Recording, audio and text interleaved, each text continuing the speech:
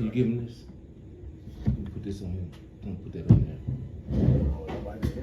Yeah.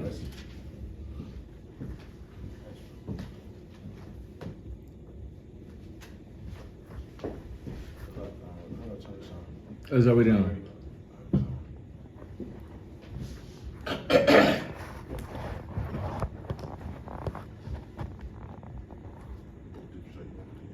The book of Hebrews chapter 10 verse 35. Right. This is the book of Hebrews chapter 10 verse 35. When everybody there say con. This is the book of Hebrews chapter 10 verse 35. And it reads as this. Cast not away therefore your confidence, which have great recompense of reward. Keep going.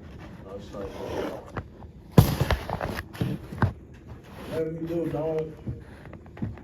do, just don't lose patience, don't lose hope in doing this work.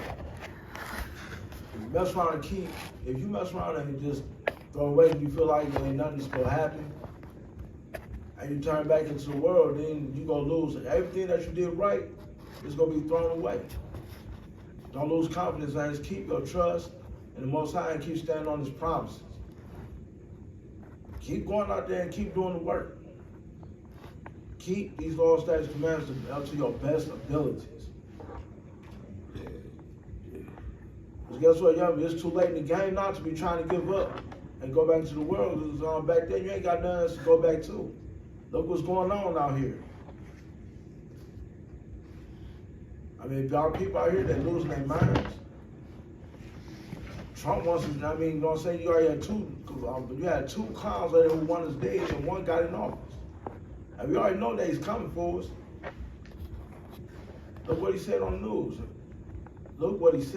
He said he's going to stop the extreme radicals of those, what do you call them again? What do you call this again? That word I'm looking for. There's a bunch of them. Yeah. There's a bunch of them. I don't know which one you're looking for. Basically, just know that he's coming for us, and it's too late to be trying to give up now. Just keep going. Remain confident. Keep your trust in the Most High. He will not fail you. You see, I looked at our forefathers before him. All of them trusted him and were confounded.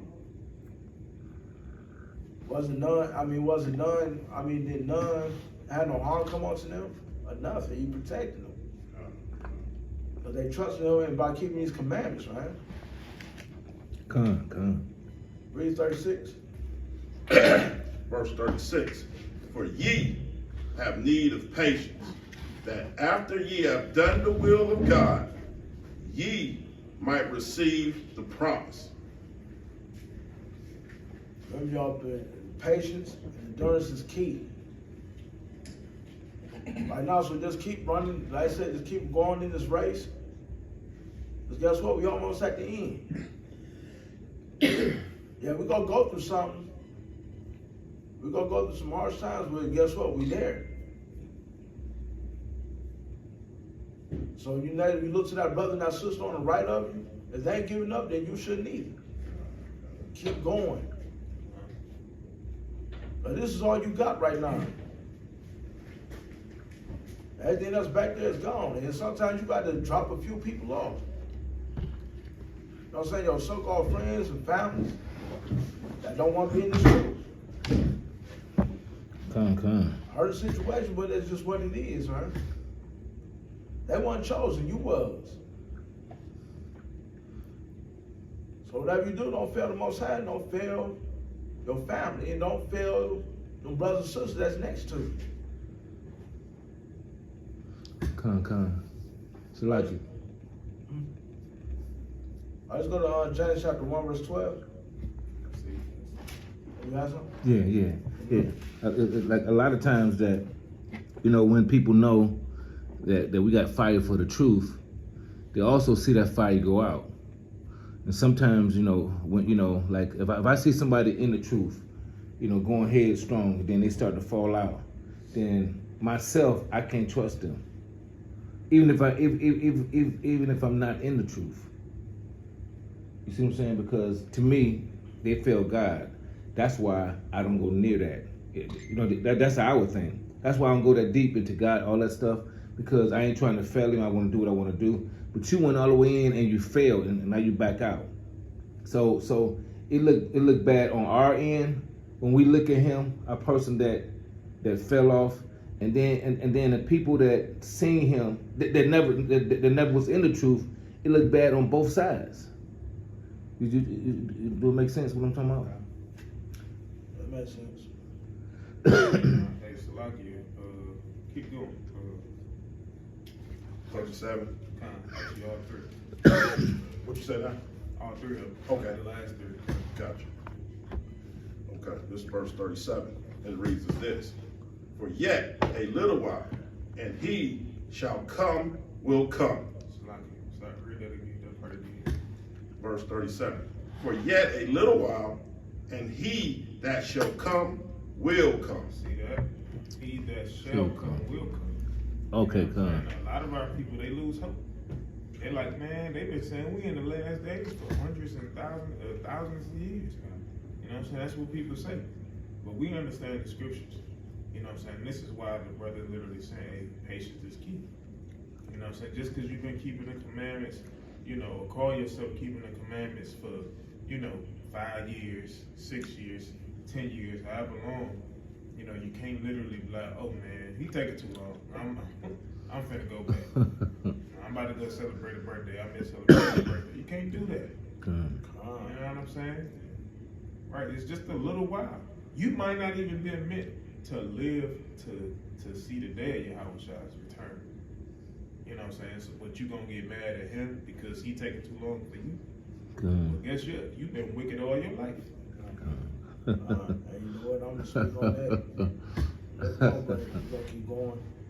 So like you said, time, like you said, we know the scripture. It says 1,000 years is like a day. And he also said, your thoughts are my thoughts. So we can't say, like you said, we thinking we can dictate when he can do something. We the vessels can do it when he feel like it. It ain't we can wait for 10,000 years. That ain't on us. You know what I mean? What do you go ahead? See, like, what did Rebecca say? Rebecca said, I don't even want to be here when you come back. Okay. So sometimes we don't know what we're asking for. Yeah. So Rebecca said, if you seen what I seen, and you talking about he taking too long, you better hope he is taking too long. Because from what I seen, I asked the Lord, don't have me sleep when you do this. Hey, you know what? Ezra said the same thing in the second Ezra. Huh. He said, man, the things he seen, he's like, man, he had to say it. Adam, what hast thou done? What you have done, you are not fallen alone. Again. I said, man, he seen everything up to this point, man. He's like, man, I don't even want to be here when that happens. He said, he just like Habakkuk said, he said, he right be in the grave too. Before that day happens. Come. So, you know what I'm saying? I understand where y'all come from there. Go ahead. All right, let's go to James chapter 1, verse 2. We gotta finish it up. Finish it up. Verse 38. Now that the just shall live by faith. No, we can do what we want to do. Now that the just shall live by faith. Right? We have to have faith, and we know that comes with works. Right? Yeah. But if any man draw back, my soul shall have no pleasure in him. See that? The Most High not dealing with you. He don't give a damn about you. If you draw back, guess what? Most High not dealing with you. So ain't no, hey, I've been studying this and I've been studying that, but you ain't been keeping the Sabbath. Come. You ain't been coming to the feast days, but you said you've been doing this and doing that. No, the Most High said He has no pleasure in you if you draw back. Come. And just like He said in Ezekiel chapter 3, verse 18, verse 25 or before that. So of course, when He said, "Give me if I'm quoting wrong," well, that's the wrong verse. For if a man turn away from his righteousness and goes back, you know what I'm saying, and goes back to the world, all his righteousness that he done is going to be forgotten about. Damn. Y'all don't want that. Y'all do not want that. No. count my works, He please. gonna remember all your sins again. And then that time comes, that's what you gotta take your lick. You gotta take your lick. And it's just what it is, man. And it's something else how when it's time to go to prison, what the things they do to stay out of prison. But they don't understand when it's time to go to the lake of fire. They don't see the things they need to do to stay out of that. You know what I mean? And that's more serious. Yeah, come on. Go ahead, King, that last one. Verse 39. But we are not of them who draw back unto perdition. Right, so we're not trying to be those people. Okay. You know what I'm saying? We can literally, we can't necessarily speak boldly enough to say that we not, because we don't know what the Most High's will is, as far as who's gonna be there, who's not, who's gonna endure forever, who's not. But we're trying to study, show ourselves approved, and literally live day by day, minute by minute by this word. Okay. All right, go ahead. But of them that believe to the saving of the soul. Right, so that's who we want to be. That's who you should always aim to be. You want to be of those people. All right, before I pass it back to you, it's a brother in the chat. I know you asked the question, King, but it's not on the base of what we bringing out. So we're gonna get to you at the end. You know what I'm saying? So just stick around, King. We're gonna definitely answer your question. Okay. All right, let's go to James chapter 1, verse 12. Bring it out. 12. It's the book of James, chapter 1, verse 12. When everybody there say, come. Come. It's the book of James, chapter 1, verse 12, and it reads as this. Blessed is the man that endureth temptation. Right there. Blessed is the man that endures temptation. And guess what? How will you endure that? Everything comes within the first 5 books, the laws. Because guess what? An opportunity presents itself to say, hey, you know what I'm saying? You're going to do this or you're going to do that. Come. It'd be highly advised you to do the right thing. The works and your faith and your works come from the laws. Come. When it presents itself and the opportunity presents itself. Like for example, you can celebrate and got some woman out here who's enticing you. To come to her house knowing that she married and be like, oh, my husband, he out of town somewhere and all that. Oh, don't go. Right, come. That gonna show that you endured that temptation. If you got that temptation to go steal something, Right. pick it up, but then you like, all I can't do is you put it back down. You did the right thing. You endured that temptation. Because guess what? Temptation gonna be around everywhere, and you gotta endure this thing, man. The Most High gonna look at everything you do. Like it said in Proverbs 15, verse 3, his eyes are everywhere. So you don't escape nothing. So it'd be best that you endure every temptation you go through. Just trust me. Even our elders, they done been through it a few times. Come. I'm talking the ones who've been in this for a long time. So I'm pretty sure they can endure this, so can we. Come. That's true, yeah. Read. For when he is tried, he shall receive the crown of life, which the Lord hath promised to them that love him. That's what that means. You gotta endure it either to the world's end, when the chains come get you, or endure to your end. Whenever the Most High decides to take it, whenever the Most High decides to take you out. That endurance right there is gonna get you that crown of life. Man. Especially if you get caught by those people out there, especially when you out there on our pilgrimage. Right, yeah. That's how you get caught. Like I said, like they told us, man, you gotta endure 10 days. The man that endures 10 days to whatever punishment they gonna give us, man, hey, we get the crown of life. Man. Shoot. So you better endure, but because guess what? If you mess around betraying them, Mashiach Yahushua, it ain't gonna be nothing nice. It There ain't gonna be nothing nice. So like you said, it'd be best if that man had never Never been lived. born. Dang. So ain't no tell what the hell type punishment you gonna give if you mess around and say, no, I can't take this no more. I gotta, you know what I'm saying, I'm gonna just go ahead and just give in. I'm gonna go ahead and take this mark. I'm gonna go back doing the worldly thing. I wanna be part of Satan's system. That's, you know what I'm saying, that's a coward's way out. Come. Look what Yeah. Paul and Peter and all the other apostles had to endure. One of them got sawed in half. Alive, right? Alive. That's a beast.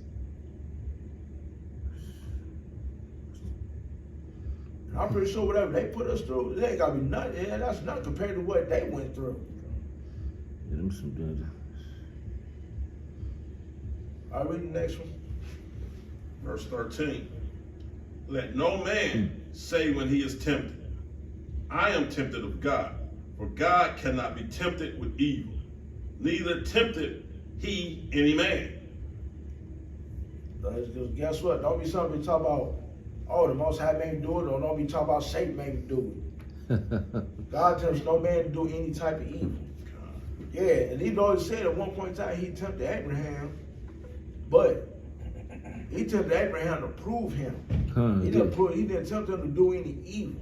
Right, yeah. The Most High ain't gonna make you go out here and gonna tempt you to go kill somebody, go rob anybody, or sleep with another man's wife, Right. or go sleep with another man, to go steal. The Most High don't tempt you to do these things.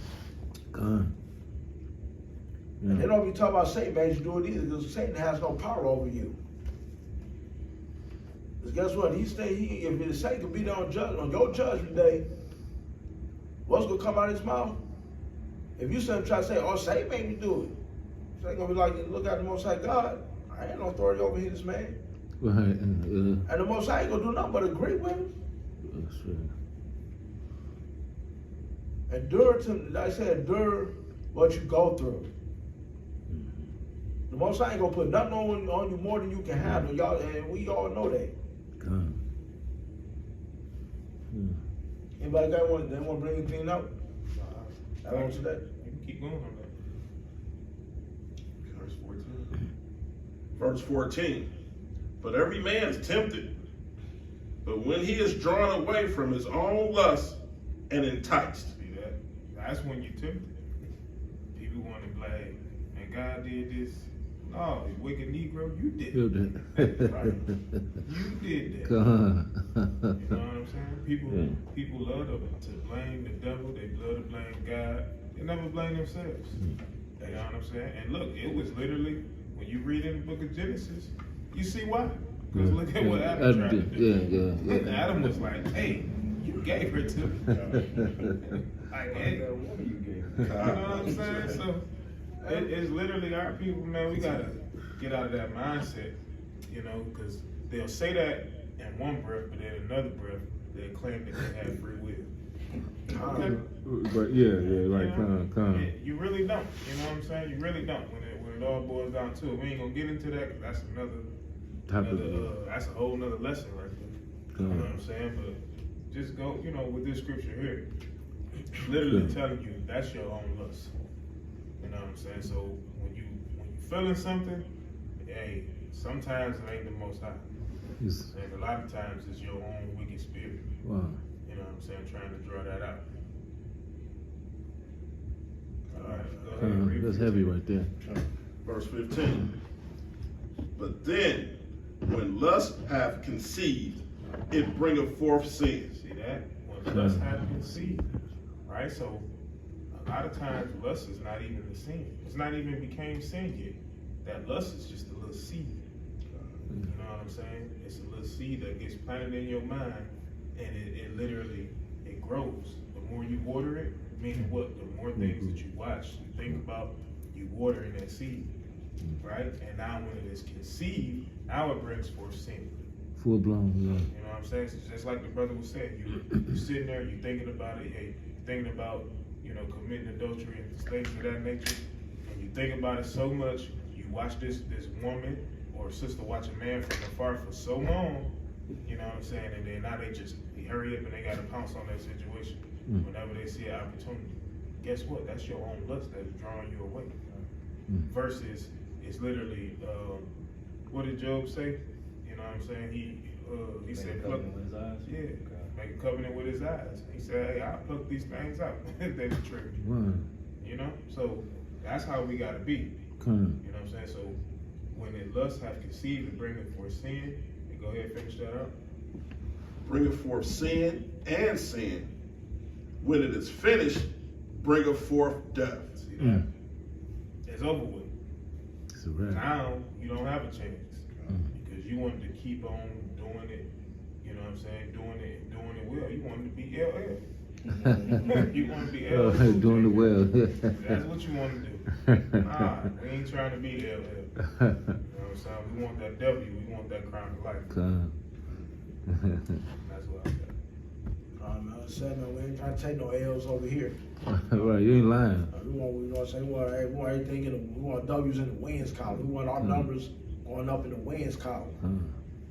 Every temptation or any temptation, or working temptation that comes upon us, that's what that be another W in the wins. That be another number in the wins column. We trying to get our wins. We keep trying to build pile up.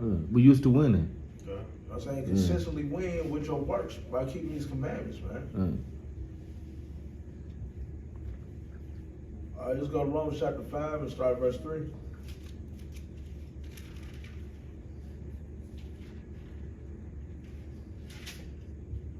So like, I never been on somewhere where just you just win. Like say you're on a team, and our football team, basketball team, and all y'all do is just win. You got championships, you just win. Then when you finally go on a team, which some of them have went on the team, and they was just losing. The only person know the big difference is the one on the team that's used to winning. And so he can be, he on a losing team now. Even though he got a ring, they traded him to a losing team. And now it's like he see the people totally different. When you're on a losing team and you come from a winning team, the people is different. The strength, the power, it's different. And it's like say for instance, we Judah, of course, and if we go say we change it to Ephraim, we see that we ain't got the hands around Ephraim, ain't got the hands around the enemy neck, not even around the enemy ankles. They ain't got the hands nowhere, because it's hard to wake them up. You know what I'm saying? Ephraim is really. Ephraim's not like Judah. They're not waking up out of thousands out here. If you get an Ephraim out of two camps, you're lucky. You see what I'm saying? You can see a bunch of camps, but you ain't got Ephraim. You can find Ephraim maybe in 1 or 2 or 3 camps, but you can't find Ephraim flowing like Judah. Yeah, it just depending on your area. You know what I'm saying? Really depending on your area that you're in. Like in Detroit, you won't find a bunch of them. You know what I'm saying? But go down to Miami, you know what I'm saying? Go even New York, go out to New York, Miami, you know what I'm saying? Cali. Them tropical states. You know They there. They there. For sure. This is the book of Romans, chapter 5 and verse 3. And everybody there say con. This is the book of Romans, chapter 5 and verse 3, and it reads as this. And not only so, but we glory in tribulations, also knowing that tribulations worketh patience. Keep going. All right there. Why going in tribulations? Because when we come into tribulation, that's our faith being tested right there. So pray in that thing, because guess what? You got the power to overcome it. Yeah. And yes, there's gonna come a time where, you might fail every now and then, once in a while. Of course, yeah. But get back up and keep running this race, man. Get back up and pick your cross up and get right back behind your outside again. 10 times harder. 10 times harder. Because guess what? In tribulation, your faith is going to be tested. And guess what? Y'all know that real test coming up soon. And this time it's about to be serious gang time now. And with that this major tribulation called Jacob's troubles, we about to see who really gonna endure, and we gonna see who really gonna fall out. Yeah, it's heavy. That's just heavy, man. You know, like I said, man. So every day, man, we gotta strengthen ourselves in these scriptures, man. Day in and day out. It's not our works about to really be on trial now. I read. Okay. Verse 4. And patience, experience, and hope. Keep going. And hope maketh not ashamed, because the love of God is shed abroad, and in our hearts by the Holy Ghost, which is given unto us. That's it. Okay. I got a precept to add to like what you're saying in Romans 15:4.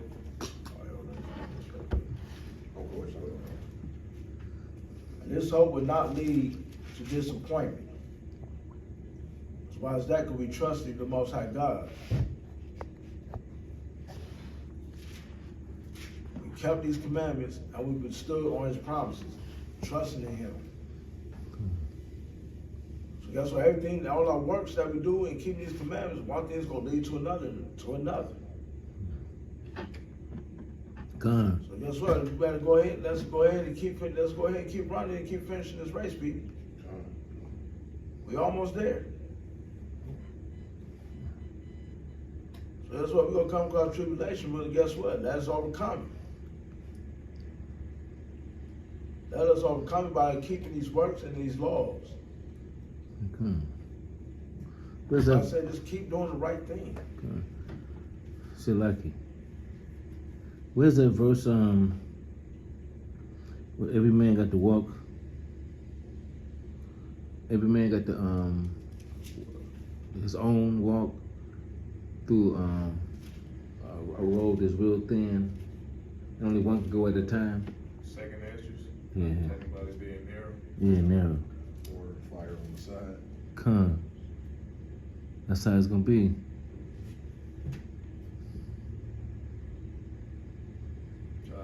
You want Romans? Yeah, 15:4. Come. All right, y'all. We're going to the book of Romans, chapter 15, reading verse 4. Bring it out. All right. For whatsoever things were written aforetime were written for our learning, that we through patience and comfort of the scriptures might have hope. Like what everybody was saying, through patience, and like how everybody was referring to a team, this is our playbook. This is the guideline to show you how to get to how they say, what they say, the promised land. This gonna get you to the real promised land. You know what I mean? This is what the Most High laid out for us. We got the blueprint. Open up the book and read it and follow it. You know what I mean? Like they always say, like you say with sports and coaching, follow the play I give you. The Most High tell you, follow the playbook. Do what I tell you. I ain't gonna let you down. This is the guide. All you got to do is read. It's all laid out for us.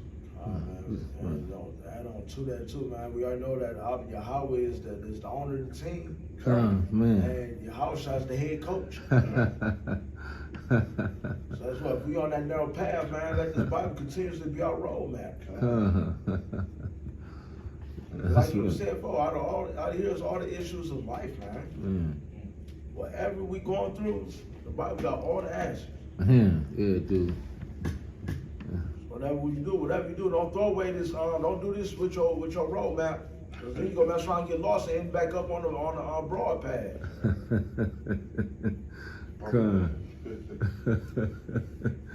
That was that narrow path. Narrow path. That broad path was that smooth. So easy to see. Yeah. But at the same time, it's hard to do right for some people.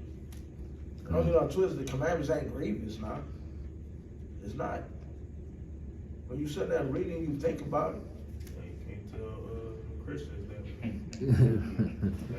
they try to do away with the whole law. Man. They do that the whole law. They might as well just go ahead and put this right here in the trash. They say it's impossible to keep the law. No, just say you don't want to do it. That's all bad. They just say you don't want to do it. Yeah, I thought it impossible to dance on that pole when you want to. And you upside down.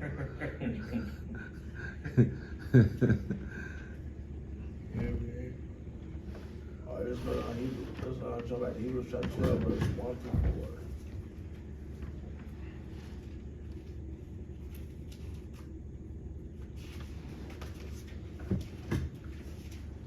4. It's the book of Hebrews, chapter 12 and verse 1. Everybody there say kind? It's the book of Hebrews, chapter 1, chapter 12 and verse 1. And it reads as this. Therefore, seeing we also are in past about with so great cloud of witness, let us lay aside every weight and the sin which doeth so easily beset us, and let us run with patience the race that is set before us. Verse 2. Looking unto Yahweh, the author and the finisher of our faith, who for the joy that was set before him endured the cross. All right there. It says, therefore, since we are surrounded by such a huge cloud of witnesses to the life of faith, let us strip off every weight that slows us down, especially the sins that so easily trips us up. And yes, just those small little things that would trip us up. And I would tell you right now, the smallest thing that would trip you up, I'm gonna go for and say the tongue. That's heavy, yeah. The tongue right there is about the smallest thing that would really trip you up. Oh, yeah. You mess around and say something you ain't gotta been saying, and especially if it comes in existence. Yeah. So guess what? You know what I'm saying? The idle tongue, the idle mind, that's one of the things right there that trips you up. So man, I said, you gotta throw that thing away, man. Yeah. You gotta tell your flesh, man, hey man, I'll leave you. Yeah. Because guess what? Only one thing that can do, there's only one that's going to help you endure this race, and there's one that's going to help you win, and that's the Spirit. And just like Yahushua, he ran the race. And when it was said and done, came back to the Father and got that crown. Now we got to be like him, and we got to endure like the way he did, and he endured through a lot. Look how many people cursed him. I mean, they reviled him, cursed him, they tried to kill him. Pulled his beard out. They even pulled it, and that too, spit in his face. Yeah. All because he rebuked them. And he taught the synagogues the right things to do. And no Pharisees that hated that, and no high priests as well. I gotta show you that he was even coons back then, and it's coons now. No, yeah, right. Nothing new under the sun, still the same. I knew up under the sun. No new coons up under the sun. The same coons as back then, the same ones that's here now. Yeah. I mean, it's sad. So I said, man, like he told the sons of God, James and who? John? Yeah. That same cup that he got, the same cup they got. And guess what? We better be ready to drink that same cup with it boiled down to it. Sure. If he endured, then we got to do it too. If we say that we followers of him, read. Despising the shame, and is set down at the right hand of the throne of God. For consider him that endureth such contradiction of sinners against himself, lest ye be wearied and faint in your minds. Weary and faint in your minds. Verse 4. But consider him that endures such contradiction of sinners. He endured every contradiction of what they try to throw at him. And he outsmarted them on top of that. Yeah. For example, like when he like when they asked him, like when those two guys, they asked him about the something. Oh gosh, I thought that was a dog. It's something I was. It's something I know one. Tip of my tongue. Like when he asked them two guys asked him about. Man, what the hell? I'm stuck. Like, dang, I ain't like get stuck like that. I know one. Then I know one, Slacky. When he ducked out and they tried to throw some stones at him, and he told them who he was, and they say he was blaspheming. When he the Son of God. Yeah. And they was That's like, making yourself equal. Yeah, right, yeah. Then they picked up the stones and threw it at him, and he ducked out. I remember that one.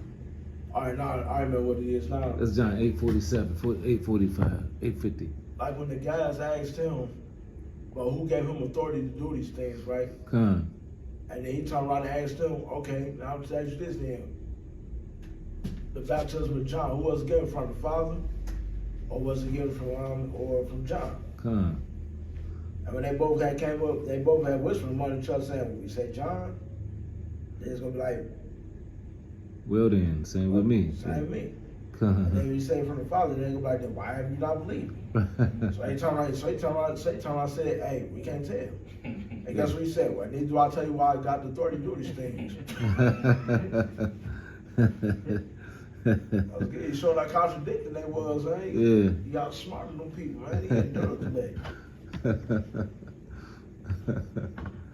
I said, man, them people, all them Jews back then, they gave him hell, man. Man, them niggers back then, boy. Now, there was some niggas back then, some Yeah. niggas right now. So basically, man, you like I said, man, the same thing he going through, we gotta go through too. Rather we out there on the corners, or rather we at work telling somebody the word. Wherever we at, we gotta endure it. And do it. Because if he went through it, we gotta go through it too. We ain't no exception. The most ain't go. I mean, like the Christians think we gonna just get the kingdom just handed to us. Man, on the platter. Not just us, but for everybody. Even though they ain't even from the 12 tribes. We ain't getting the kingdom that easy. Come on, man. Can't be grafted in. Man, our people is something else, man. Good. All right, verse 4. Verse 4. Ye have not resisted unto blood, striving against sin. Yeah, not yet resisted unto blood, striving against sin. So basically, I mean, we don't resort to blood or get angry or get mad. We just like forget it. You know what I'm saying? Let that blood be on their hands. And yeah, I know our people, I ain't gonna lie, some of our people do make us mad. Man. Especially out there in the corner, but nevertheless though, man, we trying to tell them something, and they trying to flip it on us like we doing something wrong.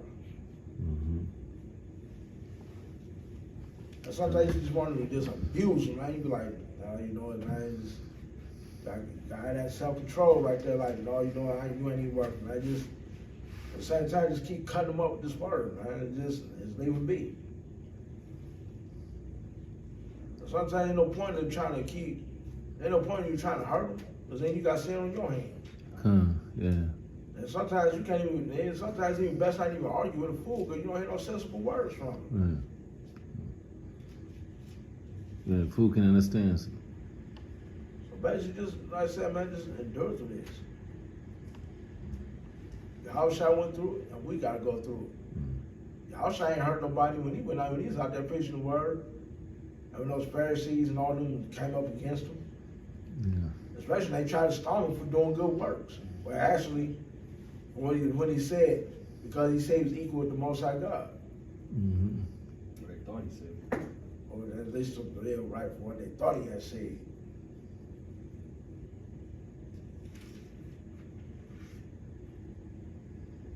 Let's jump to Galatians chapter 6 and let's start verse 8.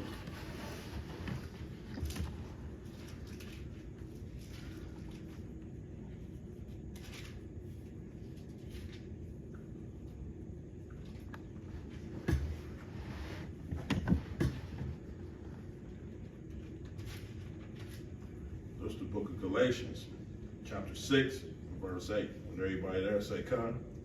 Come. Just the book of Galatians, chapter 6, and verse 8. And it reads as this. Let's start verse 7. Slap. Start at 7. Right. Come. Starting at 7, and it reads as this. Be not deceived, God is not mocked. For whatsoever a man soweth, that he shall also reap. Right there. If you sow good seed, you'll get good fruit. Mm-hmm. You sow evil seed, you'll get evil fruit. After evil seed don't give you good fruit. Evil Come. seed gets you no fruit. Come. And you ain't bearing no fruit. You already know the action's already laid at that tree, right?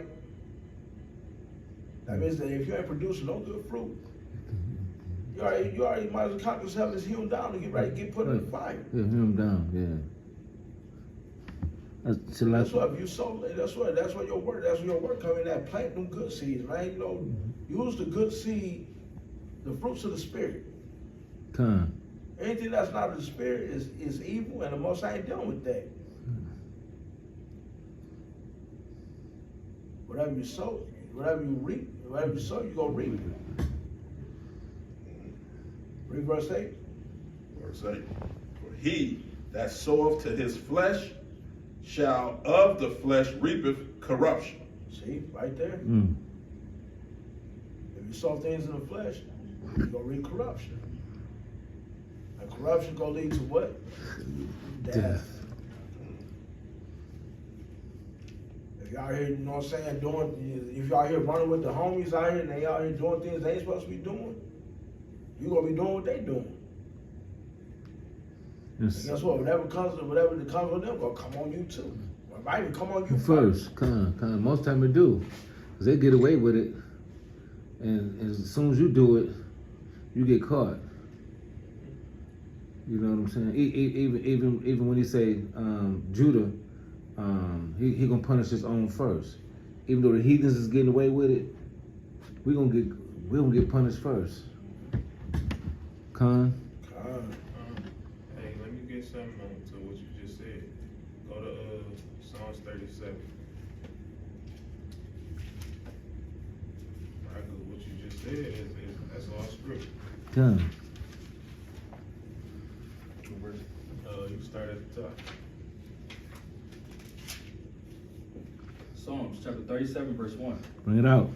Fret not thyself because evildoers, neither be thou envious against the workers of iniquity. Right, don't worry about that. Right, don't fret yourself. Con. You know what I'm saying? Don't be envious. Don't be jealous. You know what I'm saying? Don't do that because of evildoers. Right? Why? Read. Verse 2. For they shall soon be cut down like the grass, Man. and wither as the green herbs. See that? Just like you when you go with that lawnmower and you cutting that grass, hey, that grass is flying away. You know what I'm saying? That grass is eventually gonna fly away. Mhm. Whether you leave it there, whether you break it up, whether you blow it away, you don't do nothing. Right. Most High is gonna cause that wind to blow, Mm-hmm. and it's gonna blow that grass away, just like he's gonna do with these people. Wow. Shit. Right? Go ahead. Verse 3. Trust in the Lord and do good, so shalt thou do well in the land, and verily thou shalt be fed. See that? We have to trust in the Most High, put our faith in Him. Mm-hmm. You know what I'm saying? And this is, we ain't gonna even go no further. This whole chapter, that's what this is about. Man. You know what I'm saying? Hey, don't worry about these evildoers, man, because they ain't got nothing coming. They don't have a reward coming. Like the title of the brother's lesson. You know what I'm saying? Come. Part of it. You don't have a reward coming for the wicked things that you do. Your reward is gonna be death. You know what I'm saying? Also Ecclesiastes literally says what?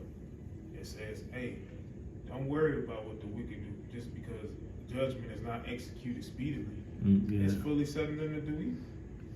See what I'm saying? Yeah. Just for the neck up the ride. Right. That's it. And the longer you hear, they're gonna be like what was that news story where that employee kept stealing? She was stealing for years and years and years. Okay. Yeah. Chicken from the school. Yeah, the chicken from the school. What was he doing? The sister was stealing. She was stealing some food from the school. They kept allowing her to steal the food, until she done stole over $1 million worth of chicken. Damn. And now they literally put her in jail. They press charges, put her in jail. I think it was federal too. Yep. Damn. Yep. It just tripped me out how. It just tripped me out how America is, man. It is so damn well contradictory, man. How the hell you gonna sit there and put somebody in jail and steal some chicken? Right. But then you got these dang cops out here killing people and you ain't doing nothing to them. Right. Several men got off to killing somebody. Come on, man. Right. Hey, part of our punishment, man. Part of endurance.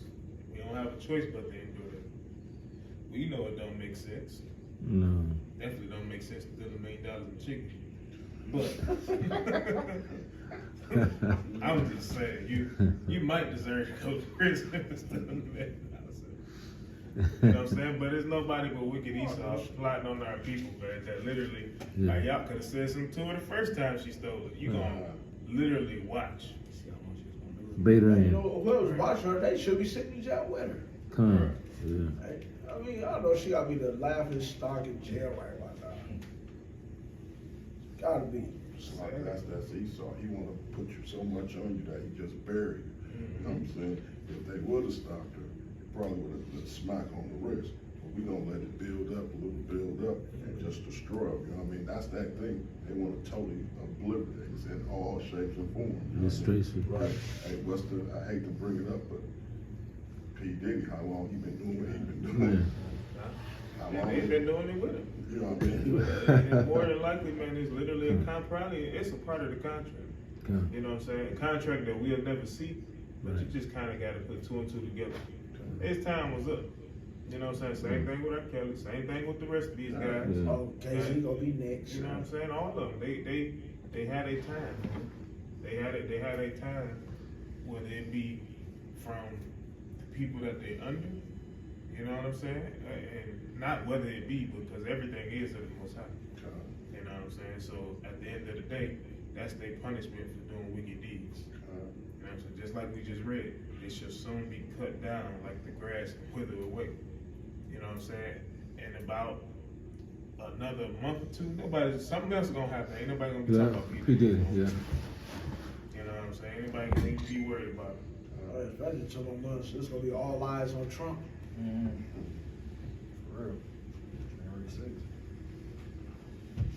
I finish out 8.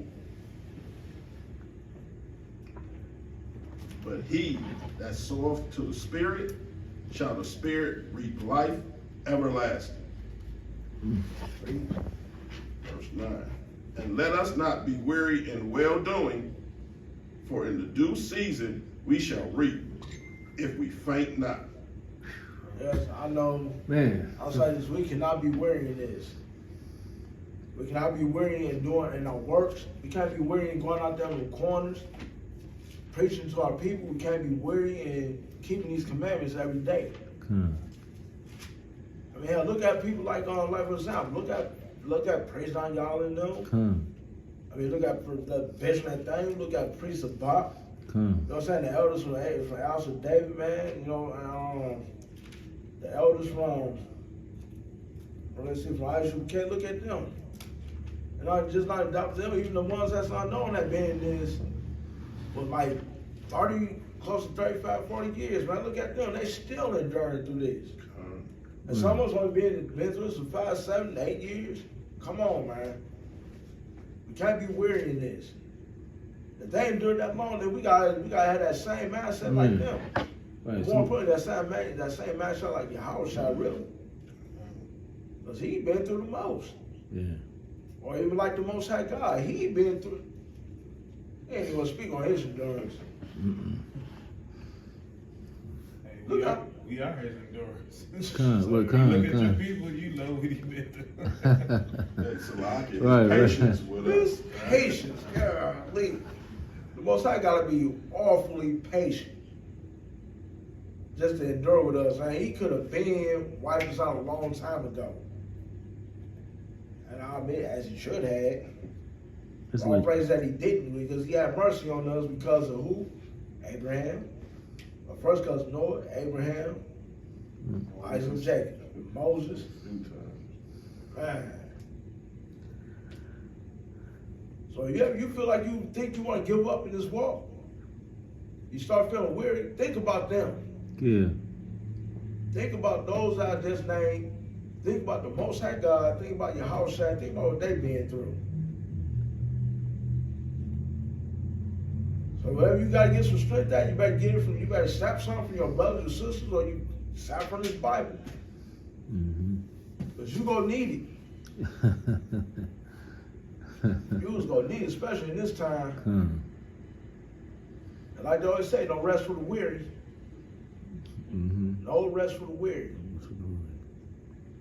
We can rest when we get back to the kingdom.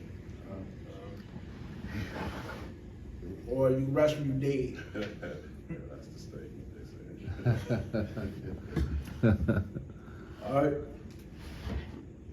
Let's go to Matthew chapter 5, verse 11 to 12.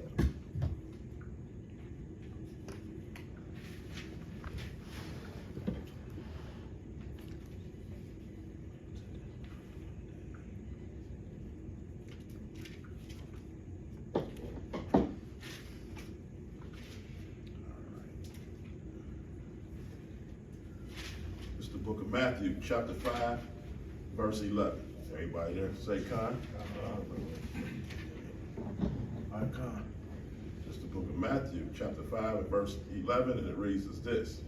Blessed are ye when men shall reveal you, revive you, and persecute you, and shall say all manner of evil against you falsely for my sake. Oh, that's a big one. That is a big blessed are ye when men shall revile you, like they did your outside. They shall curse you. All manner of type of evil and persecution for his name's sake. Mm. When those things come upon you, hey, you better be ready. Take that with gladness, because guess what? You know you're doing something right. Come. And you forgot to mention he said falsely. Man, falsely. Man, falsely. They just lying on you for no apparent reason. Mm. Come. You got to endure all that. Because guess what? He went through it. You got it. Because he went through all this. There's people coming out of woodworks ain't even seen him say that, look, ain't you say he'll knock this temple down in a few days. Yeah. If they lied on him like that, what makes you think they ain't gonna do it to you? Yeah. He gonna do it they'll do it to us too. We ain't no exception. We ain't no better than him. Right. And we come from his tribe. Not you, Nicole, no.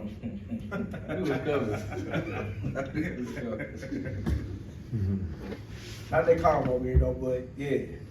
Brother, you on live YouTube, Tribe Baby. Yeah, Judah, what's up, family? Read. That's about it. It don't matter even now what they say about us now. You in a cult. Okay. What's the matter with you? Why you ain't celebrating Thanksgiving? Something wrong with you. Mhm. We've been doing that for years. You know what I mean? They say crazy stuff about us now, right? Right. And then they get mad at you now, but talking about, oh, you don't celebrate Thanksgiving Day? You don't celebrate Nimrod's birthday no more? Oh, you used to do it back then? Right, come. So that was back then. That changed, man. You used to celebrate 4th of July? So that was back then. So I got to tell people I used to do a lot of stuff. You used to wear diapers back then, so I should still wear them. That's You good. know what I mean? That's a good What does I used to do got to do with anything now? You know what I mean? Some of the stuff people say don't make sense. When I used to do that, that has nothing to do once I learned. I guess I should go to the store and buy me a big wheel again, start riding that too. You know what I mean? Or damn well I ain't ready to fit into it. The thing is, when you know better, you do better. Con. Yeah. And since our eyes been open, now we turned away from the worldly things. So everybody's gonna come up against us. And that's why right now they sound lying on us saying we a hate group. A truth group, truth is hate. And like you said, the new truth is hate. Yeah, the new truth is hate. Yeah.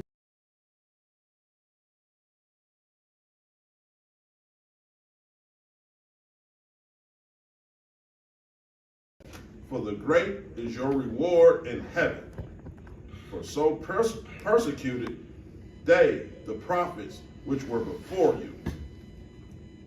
Yeah, them prophets, they went through it too.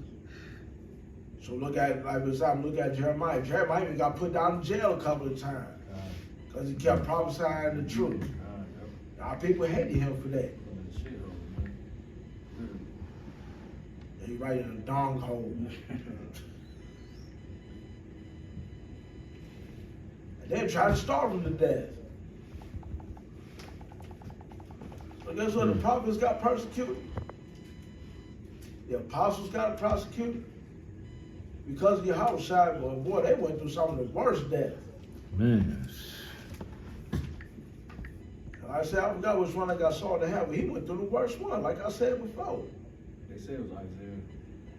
Oh, Isaiah got sold in half? They say he was running, he went into a tree, and they had commanded to chop the tree down. But it's like a Jewish fable, so to speak. I think it was one of the apostles they had, so they sawed him in half. He might be, I believe so. It might be. Yeah, look at Stephen, they stoned him to death. Yeah. They stoned him to death. Oh, that's right, Peter. They got hung upside down. They hung Peter upside down. And his wife. Oh, her too? And her too. I know she was like, you know, women's be, tell the truth, tell them whatever they want to hear. Just cuss his name and die. Like I said, brothers and sisters, man, when that work come in, y'all be ready to endure it. Y'all be ready to go through it. Mm-hmm. I said, we better show, not only do we be saved, we got faith, we better show that we got faith. Con. And like I said, when that time comes, we better have that reward in mind. Con. So, yeah, what reward in mind? It was Simon that got sold in half. Right, Simon, the one that got sawed in half. All praises. All right, now let's go to let's jump to Hebrews chapter 4, verse 14 again.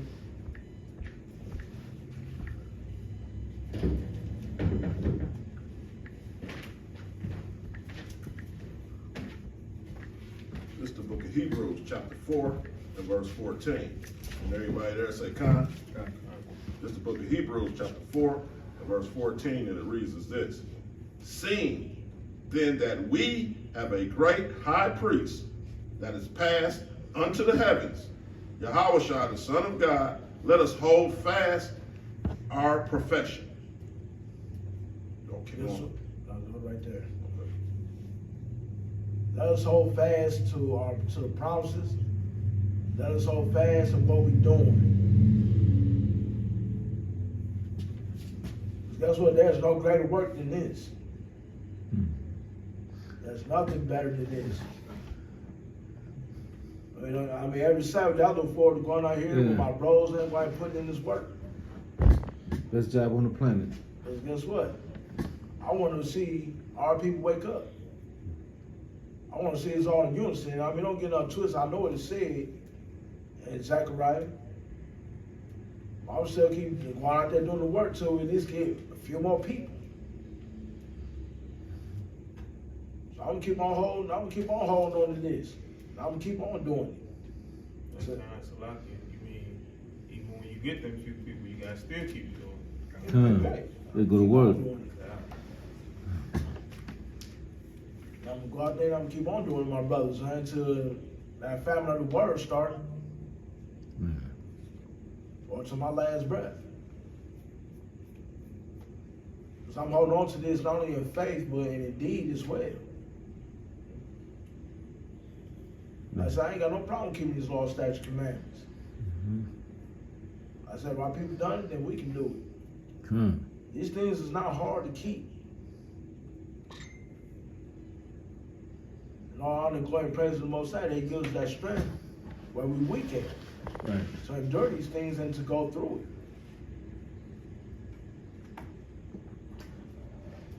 So where we at? Verse 15. All right, let me see, that's over here. Oh, that was, oh, you want to read 15? Yeah, read 15. Okay.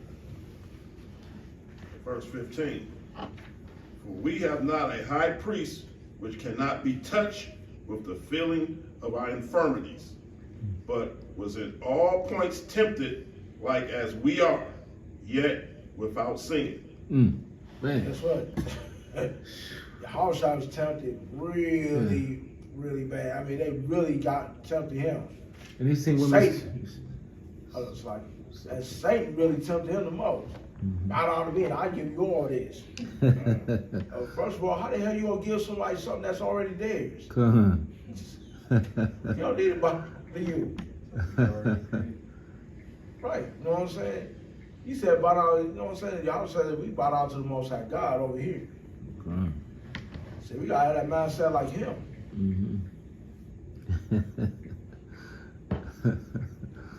If we get tempted, that don't mean we sin.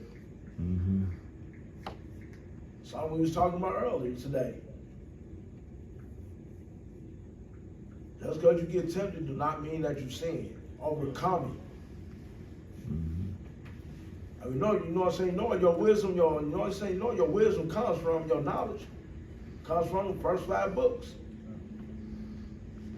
Right. I mean, don't get me wrong, it's good to have me pretend, but every now and then, man, go back to the milk and get the milk. Milk does the spirit body good. Read, drink. Because guess what? You're gonna need it in those days. You're gonna need it in these last days. We're gonna really need it in these last days to endure through everything. Times is getting harder, and guess what? People coming at us even harder now. Yeah. Man, they are.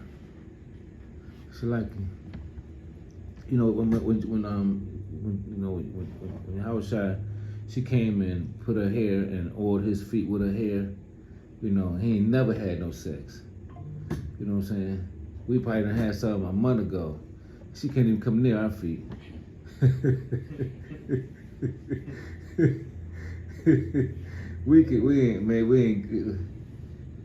endured. You know what I mean? He endured. You know, because he had females around him. You know, and he treated them like sisters. You know, and they know he loved her. They knew that he loved them. You know, with a brother love. You know, and with us, you know, we'll be with somebody, then let a female come oil our feet with her long hair. You know, then here we is talking about when everybody leave, let me take you somewhere. Let's talk this oil over. You know what I'm saying? Right. Yeah. So just imagine, even on that level. I mean, he way gone up. He way above. That's why he's the teacher of all things. Man. Teachers of all things. That's why anything you go, there's no excuse in that day. You know what I'm saying? Most I ask you, hey, why you do? Hey, ain't no excuse. You read what if you didn't see what my son did, you read what my son did. Yeah. You know exactly what it is that you're supposed to be doing. So why do you continue to break my covenant? Why would you continue to break my commandments when everything is right here? You know what I'm saying? It's a sad day when you literally have a group of people that want to study the Israelites just to combat what they say. And they'll go to whatever lengths to prove you to be wrong. And just because they can get you to misspeak, now your whole doctrine wrong because you misspoke. Or you might have said a word that you didn't mean to say. Now your whole doctrine is done. And they see, that's why you shouldn't follow them Israelites. Nah, man, Get out of here. Yeah, Then yeah. even But worse. they did that exact same thing to Yahusha.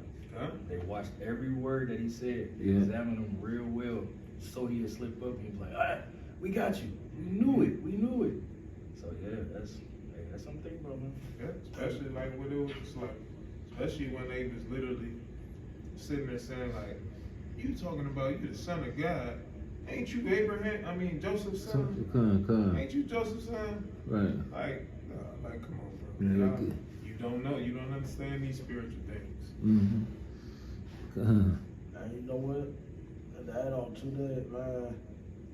Then when they do it, it's even worse when some people there's people that's in the truth, those camp haters, be doing the same thing. Mm. They the same people.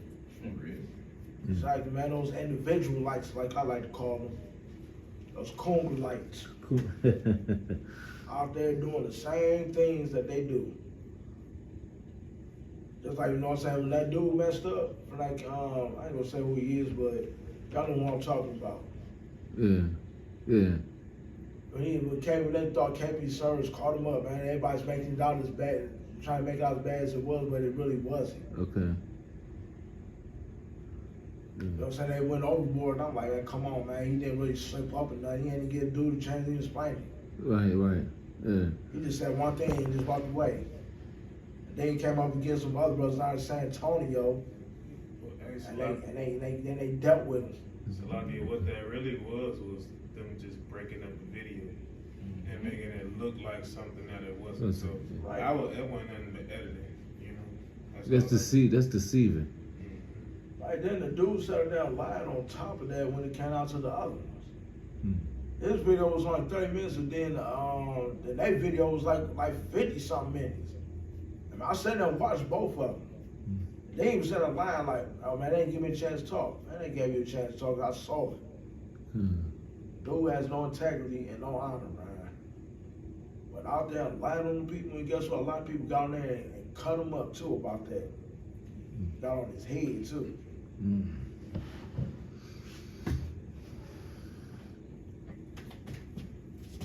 Some people, it's just some things that we got to endure and deal with, but be careful of also. Because we know they come against us and we got to be ready, brothers. It's that time. All right, give me Colossians. No, it's just in Colossians, right? No. Right. Give me Colossians 3, verse 23.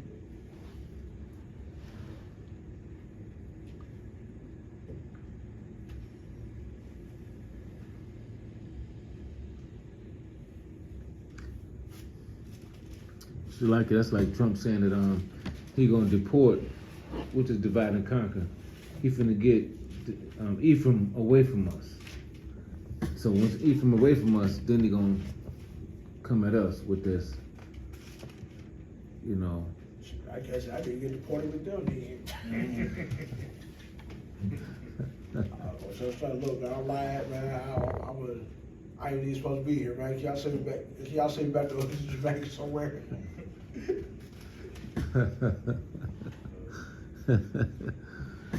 Okay, deport me. Say this day. I read. It's the book of Colossians, chapter 3 and verse 23. When everybody there say, Come. It's the book of Colossians, chapter 3, verse 23.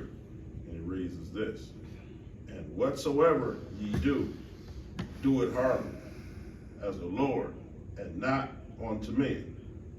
See that? Whatever we doing, these works that we doing out here, Mm-hmm. not for the men out here, but we doing it for the Most High. So that He gets the honor and glory. Right.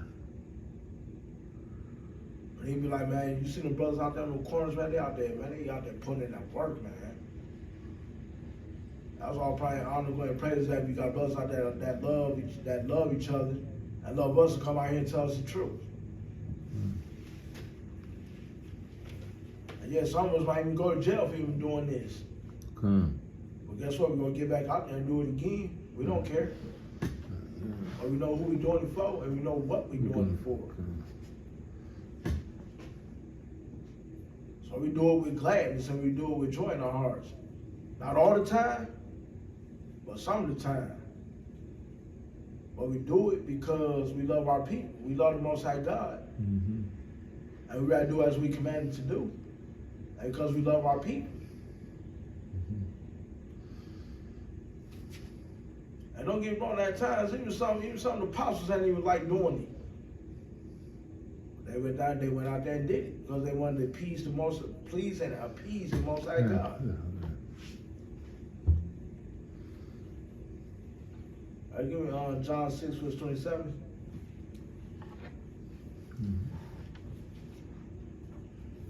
Says John John 6 and 27. 6 and 27. It's the book of John, chapter 6 and verse 27. Everybody there say come. It's the book of John, chapter 6 and verse 27. And it reads as this: labor not for the meat which perish, but for that meat which endureth unto everlasting life, which is the Son of Man shall give unto you, for him have God the Father sealed. Keep going. I love it right there. Don't labor for the things that, you know what I'm saying, that's going to go away soon. You know what I'm saying, meat, but you know what I'm saying, like, it's not only just laboring for, you know what I'm saying, for a house, don't be just, I mean, yeah, it's good to have those things, but don't just labor just for that. Labor for the kingdom. Labor to get back home. Man. A place that's an everlasting place. Labor for your house shall who is everlasting. Labor for your God who is everlasting. Do it for them. I mean, don't they deserve that? I mean, they deserve that much. I mean, look what they did for us. Yeah. They could have said, hey, man, you know, if you get that, wipe him out. Matter of fact, I'm going to choose somebody else in his family, not him. But he chose us. So why not get out here and do this work for them? Why not do this work for this kingdom, man? I mean, I know what trouble. I'm sick of this place. Man, yeah. I done had enough. I mean, I done had it.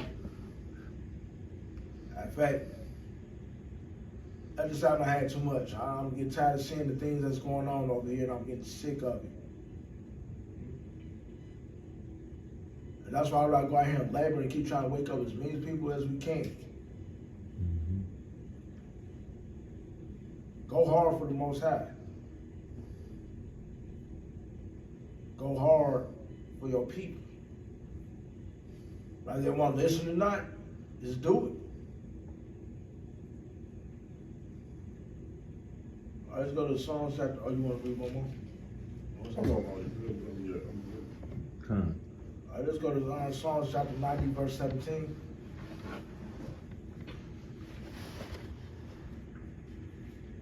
Verse 17.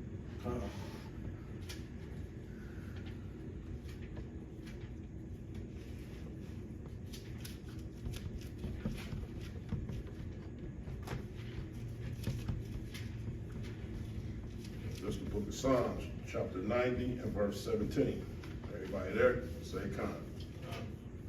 It's the book of Psalms, chapter 90 and verse 17, and it reads as this: and let the beauty of the Lord our God be upon us, and establish thou the work of our hands upon us. Ye, the work of our hands, establish thou it, through it, thou it. Let our works be established, but let our works be good too. Let our works be counted for. Come. The good works, that is. Because guess what? Our good works going to be established forever.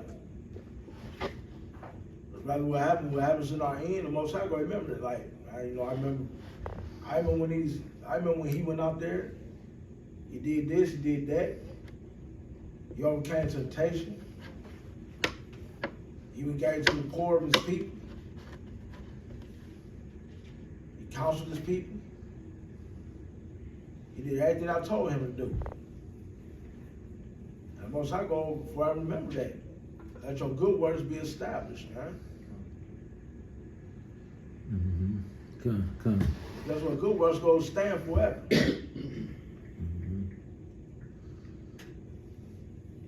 All right, that's enough for that part. Let's go to everybody go to the lazy people, the lazy part. And before we go there, can I bring up a precept? Go ahead. Can we go to Sirach chapter 4, verse 28? And pretty much this is what the brother is teaching. Right? When you get in this truth, you know what I'm saying? Remember those days that when you first was in this truth, you had that zeal, Yeah. and it was like, it was unstoppable. Yeah, You stop. had all the energy to sit there and read the scriptures back and forth all day. Study your precepts, study these stories, these doctrines. You had all that zeal. So what the brother is teaching is literally get back to that moment. Get back to when you found out that you was an Israelite and you wanted to wake up every single person that you came across. It don't matter where you was at. You could have been in a fast food restaurant, at the grocery store, it didn't matter.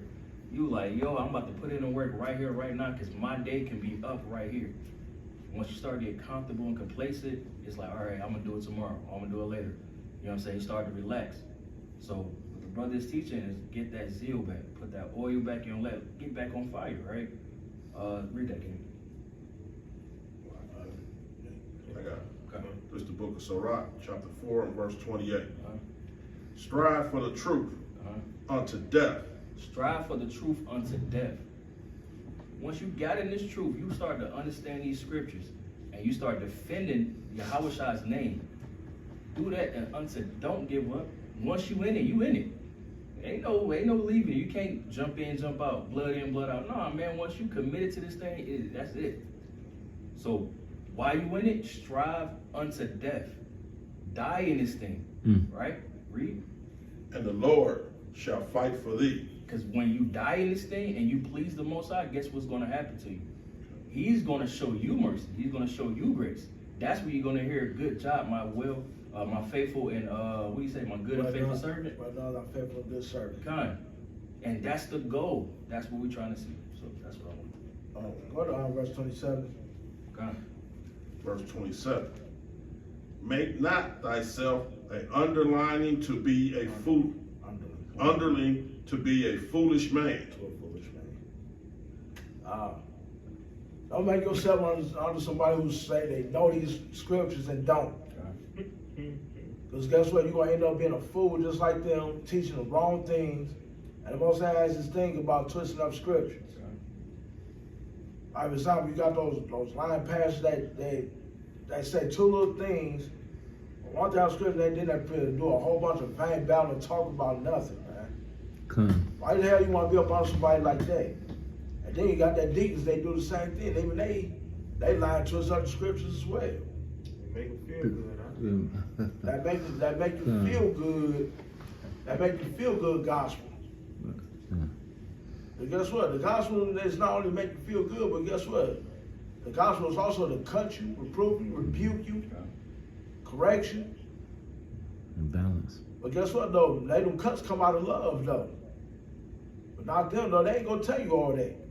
They ain't gonna sit there and tell you that you the Israelite the Bible speak of. They ain't gonna tell you, hey, we gotta keep these commandments. They ain't gonna sit there and tell you like, no, don't do that, or don't do this. Do this and do that.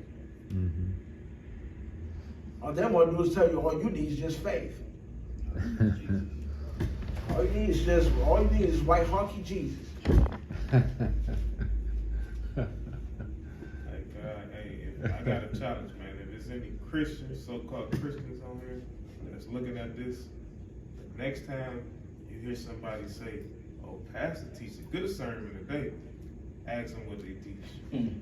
Yeah. That's a challenge. I ask you, as a matter of fact, I even got a better question. Ask yourself this: what have I learned? Yeah. I don't know. I don't know what I learned. I didn't learn. Well, I did learn something while I was there. When I left, I forgot what I learned. But I tell you what, though, we you know, I felt good. Right. I felt good. Crack felt good too. Would have went good for you. Christian crack, I tell you. All right, let's go to Proverbs chapter 6, verse 10 through 12.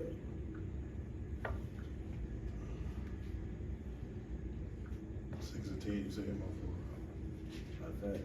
Start verse 9. 6 verse 9.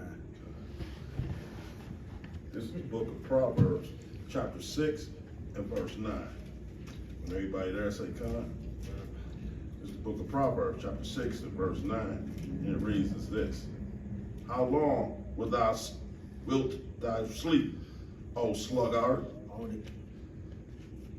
How long, you lazy people? How long you gonna stay asleep and not want to hear this truth? How long you want to stay into these world religions and still be staying, you know what I'm saying, not waking up to this truth? Come. How long you gonna keep doing this? Read. When wilt thou arise out of thy sleep? When you gonna realize that you're being lied to? When you realize this is not the true way? Read. Yet a little sleep, a little slumber, a little folding of the hands to sleep. And keep on sleeping, keep on being comfortable. This is what you gonna oversleep. Like, man, whatever, just gonna roll back over. Hey, we the Israelites, somebody speak up. Okay. Come. Sounds good. Sounds good, but okay. Read. Verse 11.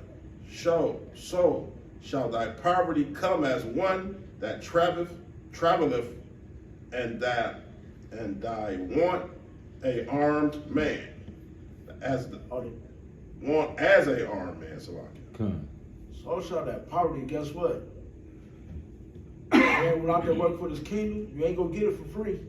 Come. You gotta work for it. Gotta go at it. If you ain't out there putting in no work, if you ain't out there putting your bricks to get in this kingdom, you are not getting it. And guess what? You're gonna sleep over here. And these false man religions not telling nobody and telling everybody a bunch of lies. Go ahead, sleep. Stay up under the cover. The oversleeping gonna get you fired. Man. So you better quit hitting that snooze button.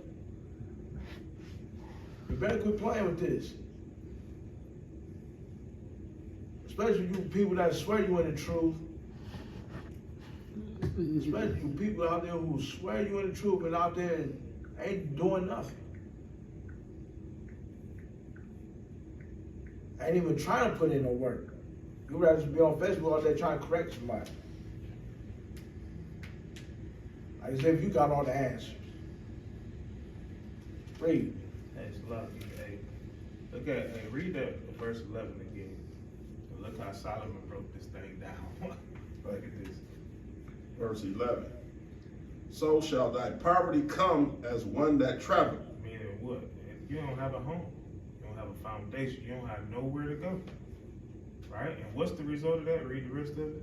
And thy want as an armed man. Right? And not one is going to be as an armed man. You're going to be trying to rob people, man. Because you're lazy. Right.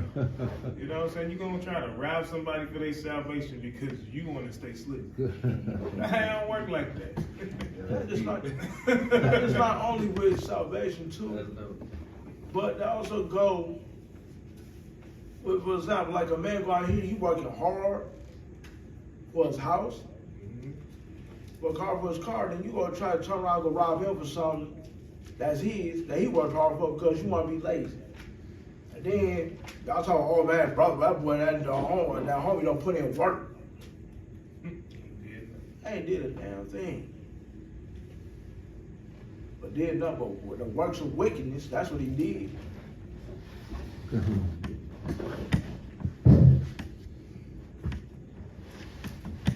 All right, let's go to let's say read verse 12. Verse 12. A naughty person, a wicked man, walketh with a forward mouth. I've got the word forward meaning, so we gotta look that up. Verse. Stupid. Naughty person, a wicked man, walk with a forward mouth. All All they do is walk around with a perverse mouth all day. They come with every excuse to why they're not doing this and why they're not doing that. Don't be that person. The Most High hates that type of things. Let's go to Proverbs 22, verse 13. Proverbs 22, verse 13.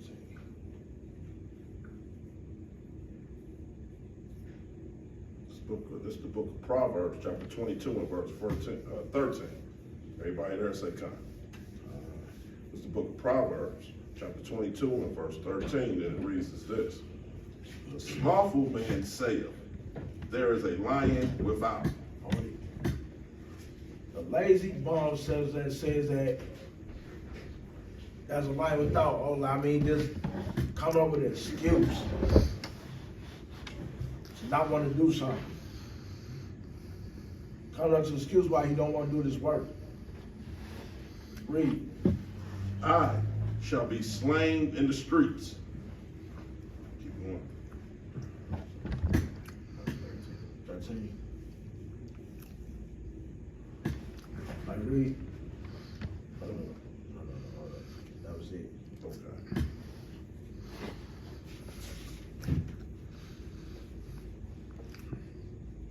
Hey, that lady, that's those excuses to not do work, guys, they ain't gonna cut it. It's not going to cut it. You ever notice that when you do the work, it kind of makes your whole week better? I mean, with me, if I don't do the work, it's like if I don't do the work, I know if something don't work out, I know why. That week, you know, when you're in tune to your life connected with the work, Him, and the Spirit, and the faith. All that's like you tune a guitar, right? And so if you miss something, or something that's off tune, you can hear it. You ain't feeling it right. Like say for instance, say I got an interview for a job, and I did, you know, I felt I didn't do what I was supposed to do for the Lord, but I'm depending on Him to get me this, you know, to make this work out right. Got 3 interviews. The good job I didn't get, so I got another interview. I get the job that I don't want. But to me, I would be like, I know why that happened. That's how He dealt with me, you know, when we're in tune. You know what I'm saying? Sometimes it's kind of weird, but you know, when you're looking at your spirits in high places, and you lining up in your life with what's going on, or what your next hurdle, you know. For instance, you dealt with, back in the days, we all dealt with females growing up, right? Say you dealt with this one female, and every time you dealt with her, something bad happened. You ever had that type, you know, the voodoo coochie or something? Every time I dealt with this, something bad happened. I mean, just, you know, it just built her. I mean, all the chaos happened when I let her go. But with this woman, I didn't have that many chaos in my life. But when I was with this one, I had hail, all types of rainfall, and house caught on fire and shit going on. But when I had this one, it was a little smoother. You know, it's sometimes when you count your blessing, you also got to count where you're going, where your surroundings. Sometimes I can't explain about the stuff I kind of see deep. I kind of hope y'all understand anyway. It's pretty much, you know, like one of the scriptures you read earlier in Galatians. You know, you reap what you sow. You know what I'm saying? Like, if you're not sowing nothing, you ain't gonna get nothing. If you're not going out on the street corners, you know what I'm saying? You don't even gotta be. Everybody's not a teacher. Everybody's not a reader. Everybody's not a fisherman to literally go and fish the people to bring them up to listen. You know what I'm saying? But you should be doing something. Come. You know what I'm saying? Ain't nothing wrong with, hey, you ain't even gotta say nothing about nobody. Just hand them a fire. You know what I'm saying? As they walking past, stick it out. If they want it, they'll take it. If they don't want it, they gonna keep on walking. You know what I'm saying? But you out there, this is the Most High hand being extended.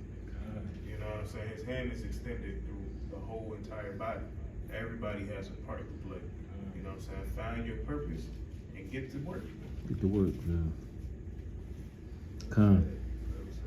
Let's go to 19 verse 15. Same book, Proverbs.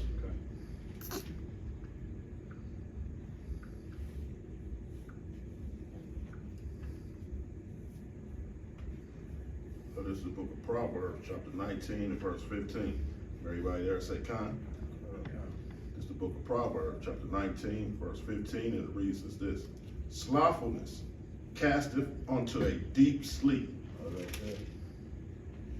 Slothfulness, being lazy is gonna put you into a deep sleep. This ain't gonna make you want to do nothing. That's gotta be a spirit that you gotta get off you quick. Come. Read.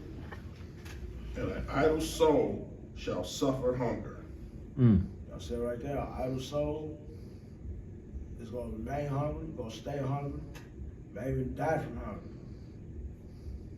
Right? He ain't getting up and he ain't doing nothing.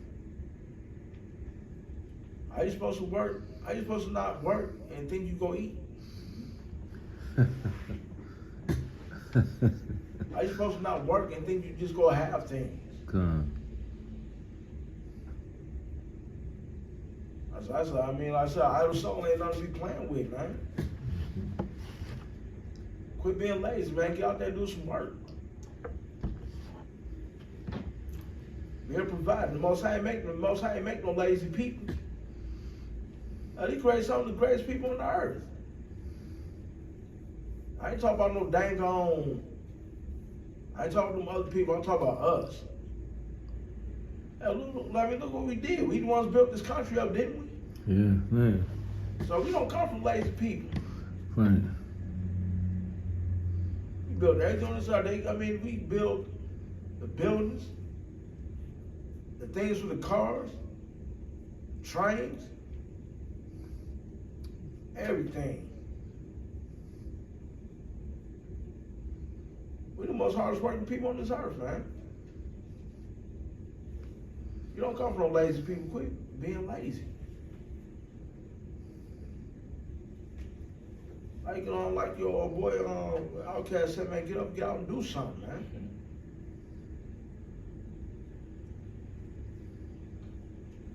Let's go to 2 Thessalonians chapter 3, verse 10.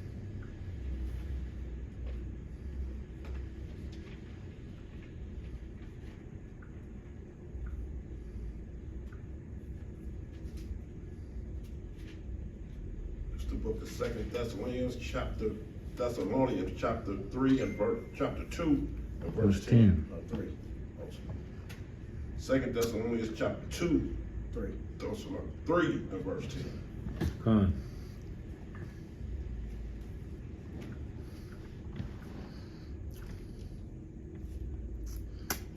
Everybody there say con? Come. And it reads as this. For even when we were with you, this we commanded you, that if any would not work, either should he eat. So like neither should he eat. Oh, there it is. I was just talking about it. If you don't work, you don't eat. Come. What? For you to go sit there and go beg to eat at another man's house and eat at this table? I'll get out there and get it on your own. Same thing with these scriptures. Don't get me wrong, it is good to study with your brothers and learn from them. But guess what? When we ain't around you, man, we can't make you read this book. You gotta do that on your own. You gotta feed yourself sometimes. Pick this book up and start reading, man. Get down in it. Feed yourself. Feed your spirit. So you feed that flesh, you ain't gonna get nothing.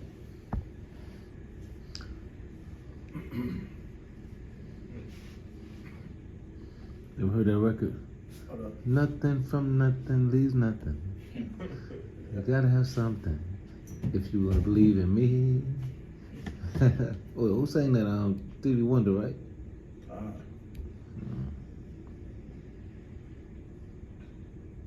That's old school. All right, let's go to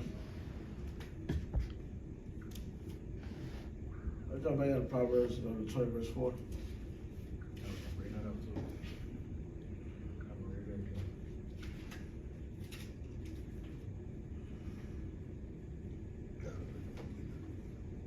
There you go.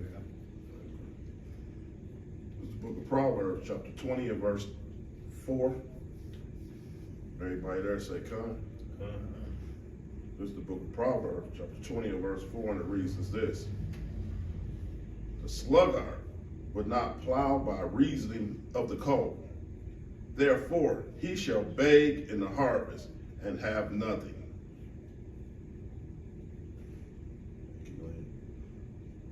Yeah, that's what I ain't gonna. We gonna break it down? Oh, pretty much. All right, probably read that again, King. Verse 4.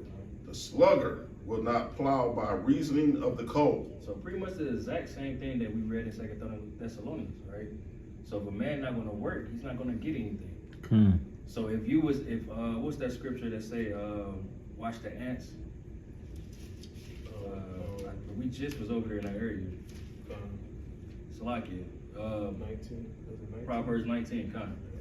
So it speaks about preparing before that season comes. So he said, hey, this sluggard knew the weather was going to change, and he knew that it was time for the harvest, but he decided not to do it because it's going to be cold out there. And what's going to happen? 6 and 6. Kind of. Read it again. The sluggard will not plow by reasoning of the cold. Therefore, shall he beg in the harvest and have nothing. Like the brother was saying earlier, now you got to go to somebody else to get your meat, get your food. Now you in the streets asking, begging, when you could just got up and did what you had to do. So that's pretty much what I got from it. Right. But that's how what the scriptures say. Follow the animals. Ain't that's what the squirrels and the bears do? They prepare for winter. That's good time. They prepare. You know what I mean? 6 and 6. And that's all right. You know how our people what they say. We always gotta wait for the last minute. We just the last minute to do something. You know what I mean? So I always like to say, all these scriptures. If you don't think this is our book, well, you blind. Something wrong with you. Just describe us to the T. Don't describe nobody else but us. To add to what you were saying, Proverbs chapter 6 and verse 6, it says, go to the ant, thou sluggard, consider her ways and be wise. Like he literally telling us to go to an animal. And be wise. To learn. Like look at the things that I've already created and they operating on a cycle. Learn from that, right? Verse 7, which have no God or overseer or ruler, but we do.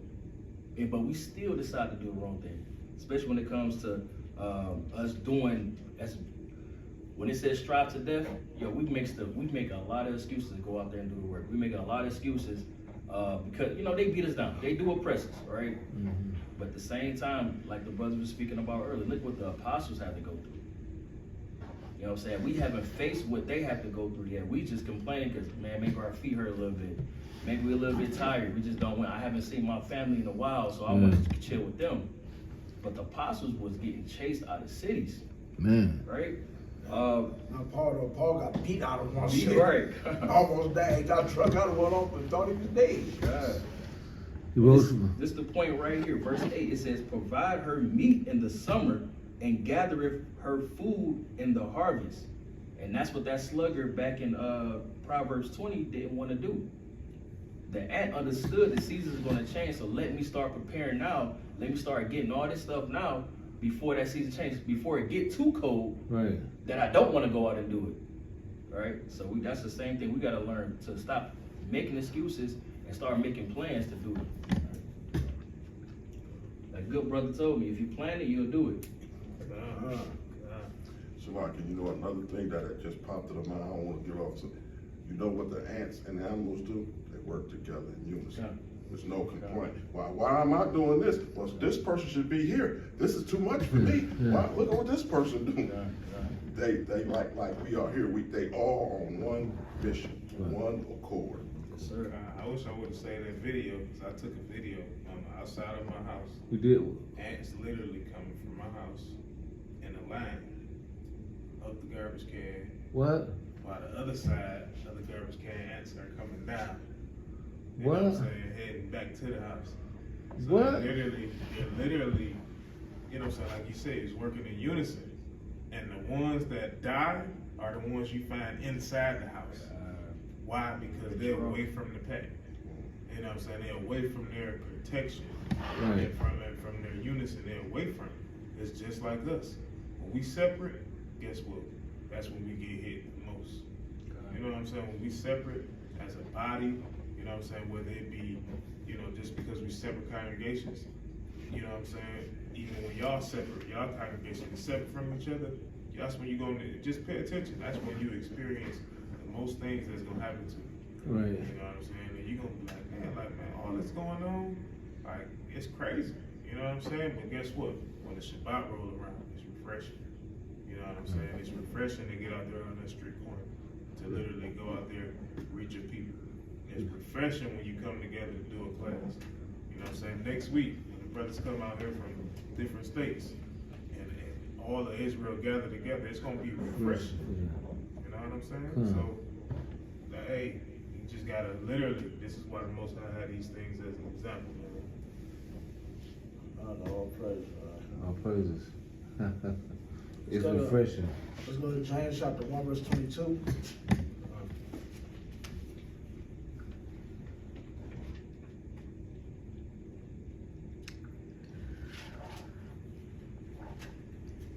It's the book of James, chapter 1, verse 22. Everybody there say con? It's the book of James, chapter 1, and verse 22. And it reads as this: But be ye doers of the word, and not hearers only. Just hear the word, that's it. And jump around like crazy, clapping your hands and screaming for nothing. Man. Get ready, ready. But be ye doers of the word, and not hearers only. See right there, he said, be ye doers of the word. Not just hearing it. I just ain't going out the one ear, not the other. He said, do the word. Do the word. In other words, if you tell you don't do this, don't do it. If you tell you do this, do it. Just like, man, you got some clowns right now out here talking about you ain't supposed to be keeping the Passover in captivity. Why the hell doctrine is that at?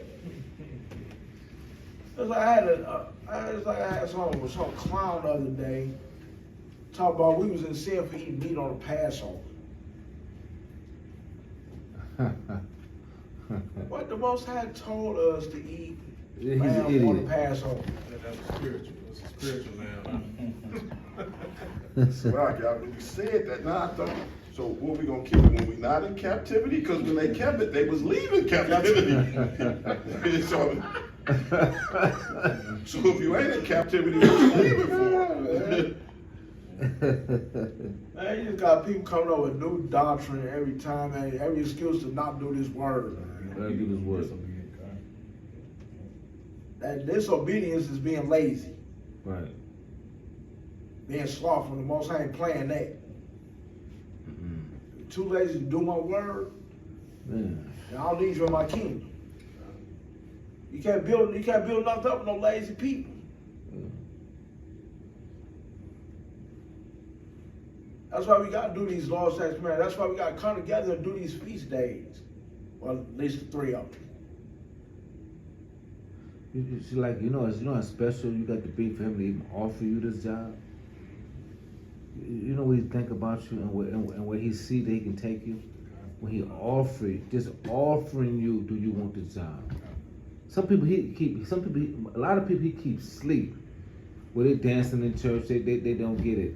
He don't want them to get it. Well, my boy, I'm trying to get it and he ain't coming. He don't want them to come. But when they offer a select these jobs, you gotta be special just to be in this and being able to do this.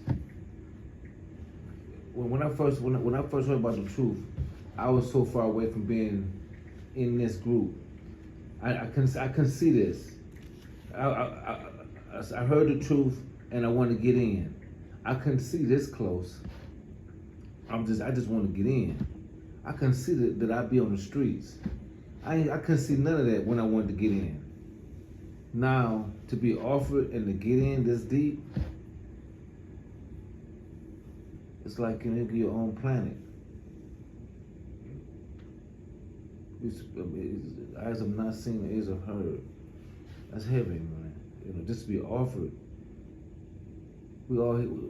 For us to be here, we're special, and it's not a lot of us. It's like you say, what they say, a lot of work, but not that many people here to do it. How'd it go?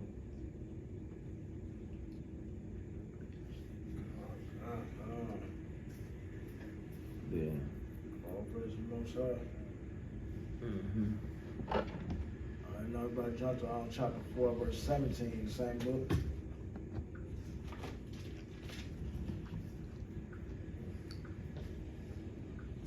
This is the book of James, chapter 4, verse 17. Everybody there say, Con? Bring it out. This is the book of James, chapter 4, verse 17, and it reads as this. Therefore, to him that knoweth to do good and doeth it not, to him it is sin. If you start talking about you know the word, you know to do this, you know to do that, but then you still turn around and do things that's evil, doing things that's corrupt, you're still in sin. That's not doing the word. That's just doing that is doing evil. Mm. How you gonna say you know it, but then yet you still turn around and do the opposite of what you're supposed to do?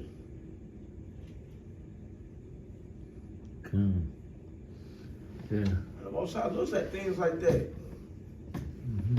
And you gonna get on your head in the day, church, like you knew to do right, but why did you not do it? Now, please don't use those words. Oh, Satan made me do it.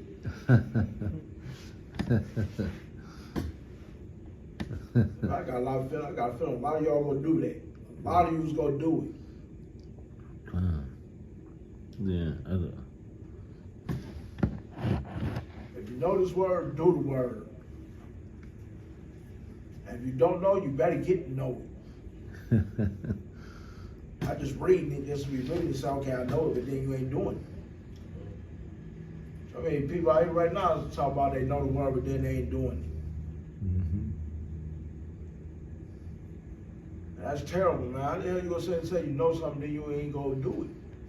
That's just being disobedient. So, like, you notice, like, the most I tell you just do that. And you like, man, what do you say, man? I'm just do what I want to do. Yeah. That's what it is.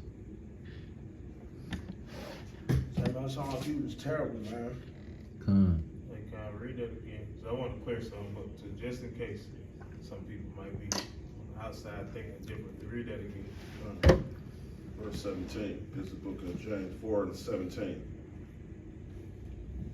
Therefore, to him that knoweth to do good and doeth it not, to him it is a sin. Right? See that? So people will look at that and be like, see, hey, I don't know nothing about the commandments, so I ain't committing no sin. You know what I'm saying? I don't know nothing about the Sabbath, so I ain't committing no sin. Well, you gotta go to the law. So let's go to Leviticus chapter 5, Verse 17. verse 17. Just to clear that up. You know what I'm saying? Because when you look at that verse says what it says. And you can draw that idea from that, but that'll be disingenuous to the Most High and to the Bible. This is the book of Leviticus chapter 5 and verse 17. Everybody there say, Con. It's the book of Leviticus, chapter 5 and verse 17. And it reads as this. And if a soul sin and committed any of these things which are forbidden to be done by the commandments of the Lord, though he wish it not, yet is he guilty and shall bear his iniquities. Yeah? So even though he don't know about it, right? He is guilty. Dang, He yeah. committed that sin. And he has to bear his iniquity. And that just is what it is. Why? Because you're supposed to know this. You know what I'm saying? You're supposed to seek the Most High at all times. And if you don't know anything about sin, it's somewhere trying to tell you about your sin. It's somewhere, even if somebody's not telling you, you feel it within, you know it inside your mind. You know, like, hey, I done did wrong. You know what I'm saying? I done did some kind of wrong. Let me seek the Most High. Even if it's not a sin according to the Bible, and you know it feels wrong, you're supposed to seek the Most High. And then you can find out right from wrong. But until you do that, guess what? You're going to be on that side of the fence where you don't know nothing. Right. You know what I'm saying? So, again, it is a sin whether you know it or not. And I don't do that, man. So there ain't no excuse. But like you just said, man, I was thinking that in my head too. Like, you know it or not, if you know it's wrong, then you shouldn't do it. But if you're going to do it anyway and you knew you was wrong, there ain't no excuse for that. Right. If you knew that, like for example, if you knew that woman was married, and if you know you're a married woman, and you know that man was married, and you do it anyway, then that's on you. Even if you didn't know these laws, you know somewhere in your spirit you know it's wrong. Yeah. Especially when you get that heart dropping, that heart dropping down your stomach type of feeling.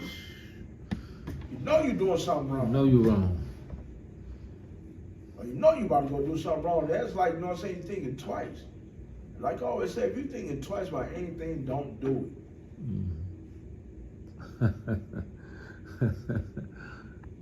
Especially if you feel like in your heart, you know, in your head, you know it's a sin. Like, man, I don't think I should do this. That's how you know it's a sin, when you think, when you start to doubt it. Right, when you start to doubt it, that means that, guess what, in other words, you knew it. And there's no excuse when you do it.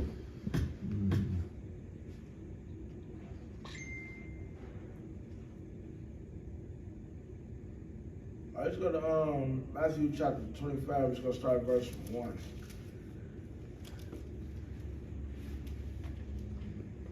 All right, Bill, we're trying to be almost done. You heard that before. I know I heard it all before.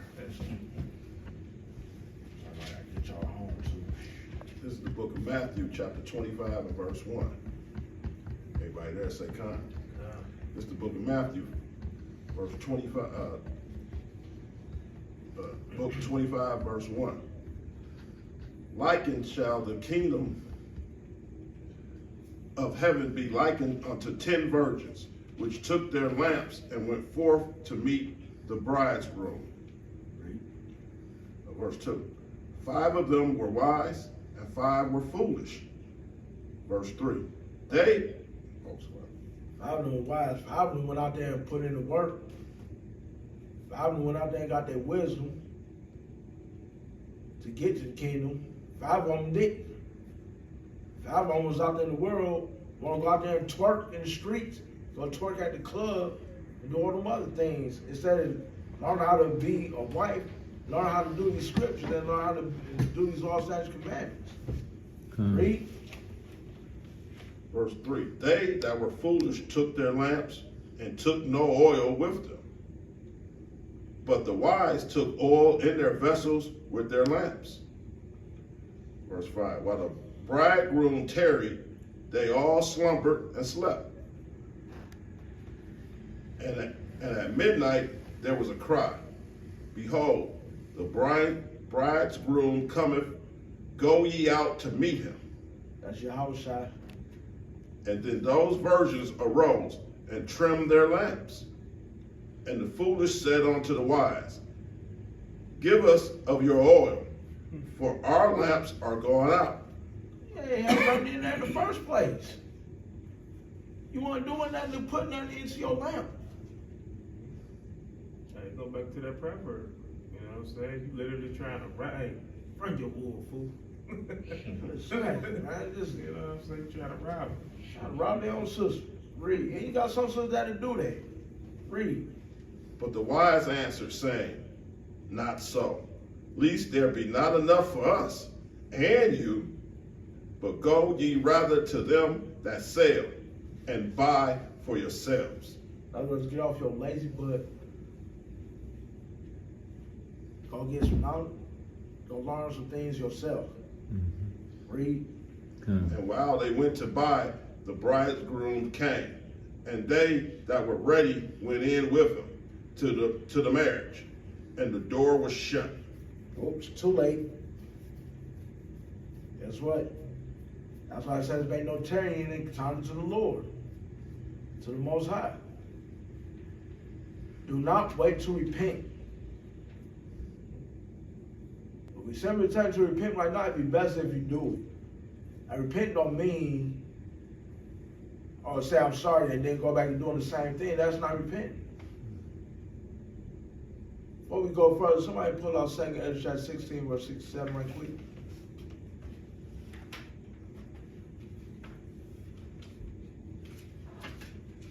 So y'all know what, this is where you know what true repentance is. Like when Yahushua told the woman, go and sin no more.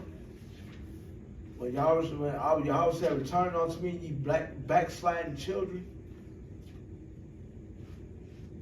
In other words, turn from your sins. Read.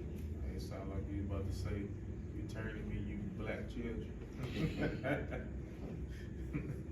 Turn to me, you knuckleheads. That's the same thing. Basically. It's the book of 2 Ezra, chapter 16, verse 67. Behold, God himself is the judge. Fear him.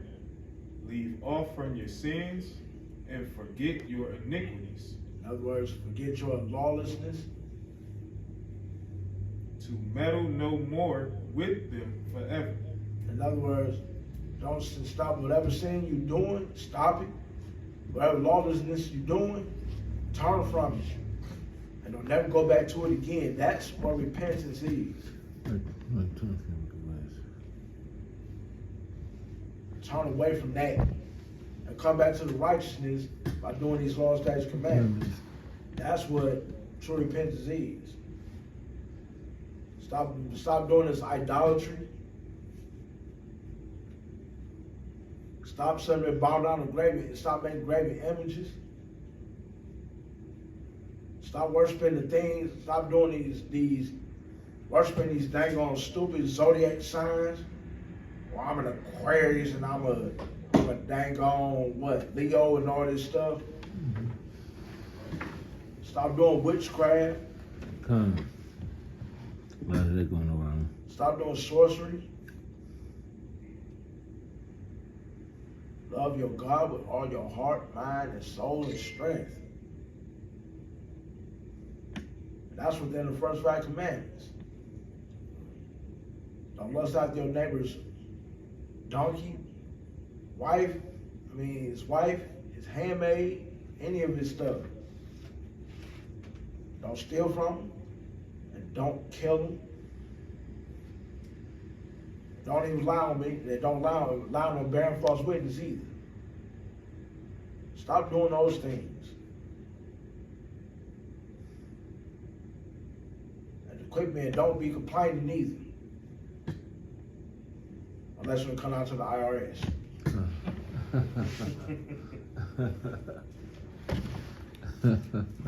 Other than that, stop sinning. Stop being lawless. It's heavy. If you already know, sin is what? Transgression of the law. Oh, come. All right, let's go back to Matthew, chapter 25. Verse 8.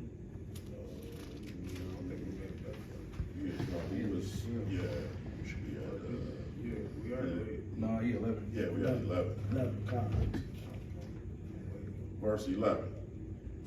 Afterward came also the other virgins, saying, Lord, Lord, open to us. But he answered and said, Verily, I say unto you, I know you not. Oh, hold on. Read that again. But he answered and said, Verily, I say unto you, I know you not. If you're not putting in his work by keeping his law, statutes, commandments, just like he said in Matthew 7, verse what? 23? Depart from me, ye that work iniquity, for I never knew you. I don't know about y'all, but that is the most terrifying book, chapter, and verse through the whole entire Bible. For someone to like say they don't know you.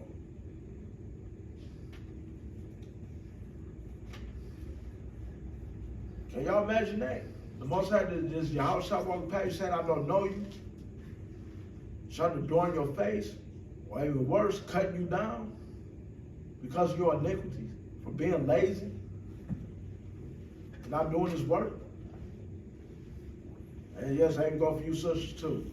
Y'all ain't gotta be out there. In fact, y'all really ain't supposed to be out there on the corners teaching anyway. Be like the sister that be in the Walmarts, Walmart's ain't bringing it out on the mic. But don't get no twisted either. But yeah, you can sit up and use a social media platform though to teach sisters. And yeah, we ain't saying you ain't supposed to teach the men though, but that don't mean that you can't correct your brother either. If you see your brother going off, man, put him in check.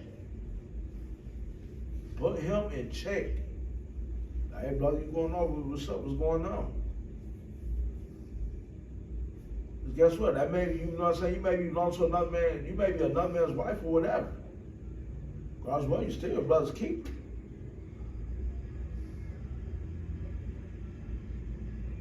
Just like I am my brother's keeper. I am my sister's keeper.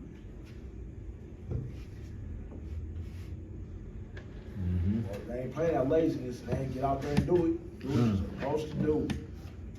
Got to get to it. Get your oil lamps filled up. The other one, your house shall come. He's coming. And guess what? Everybody that's supposed to get in, gonna get in. Those that don't, the door gonna be shut on them. And that's gonna be it. Out of darkness, weeping and gnashing of teeth.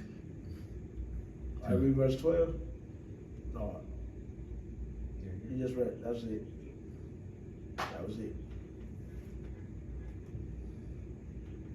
Let's go to James chapter 2, verse 14 through 18.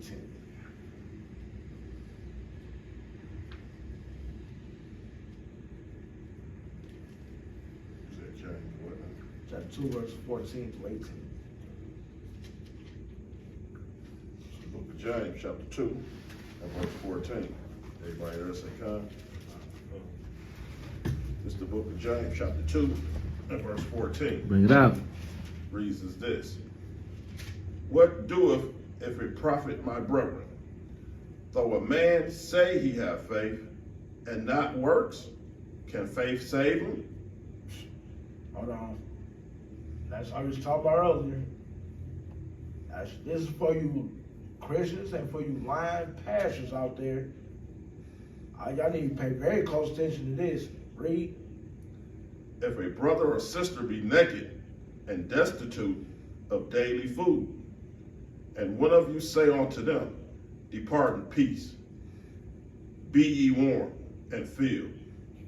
Notwithstanding, ye give them not those things which are needful to the body. But what do it profit? I was saying, if I sit there and just say, oh, you can just be, you can be saved. You already saved, you got baptized and all this crap. But you ain't, if I ain't teaching you on how to get to the kingdom, and I'm telling you just have faith, what good does that do? They ain't doing nothing. All I'm doing is telling you have faith. I ain't teach you how to get to the kingdom. I ain't teach you what you got to do in this book to get back to your gate, to whichever gate you belong to. Read. Even so faith, if it have not works, it is dead, being alone. Verse 18, ye men may say, thou hast faith, and I have works.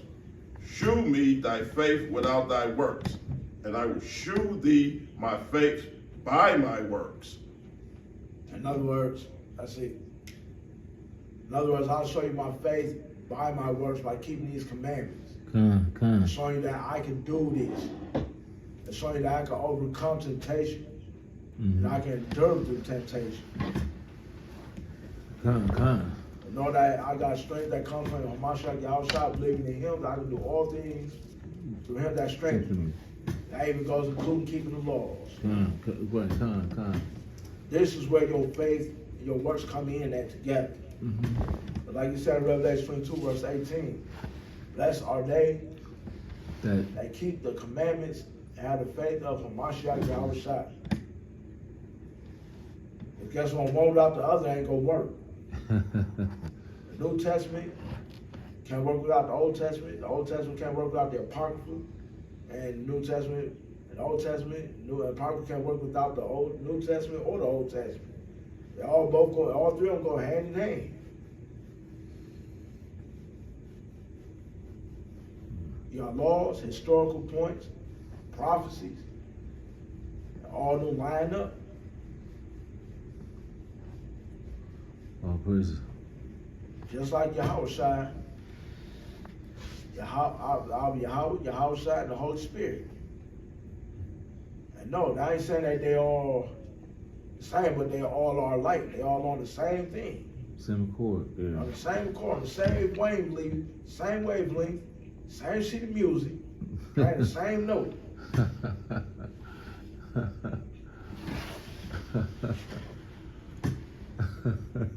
So like Chris Brown and Young Jock, get like me or get like them.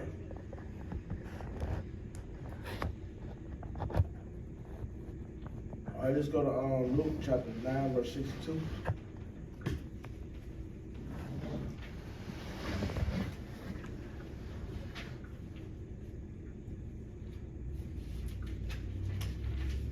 It's the book of Luke, chapter 9, and verse 62. Bring it out. Say, It's the book of Luke, chapter 9, and verse 62, and it reads as this. And Yahushua said unto him, no man, having put his hands unto the plow, and looking back, is fit for the kingdom of God.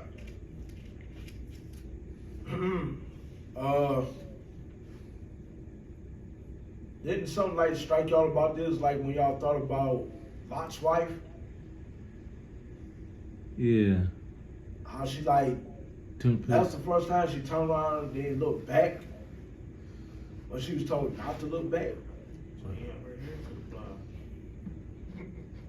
Especially making from her hood. And guess what? We got our hand on that plow. We better keep pushing and we better keep working. You know, if we look back, the world gonna tempt you. And if you fail, you're gonna go back into it. You're gonna take your hand off the plow, and as you know, you ain't doing the work no more. And there goes your salvation right along with it. Man.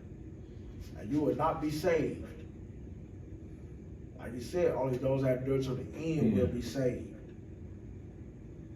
Oops, I got that down here. Right.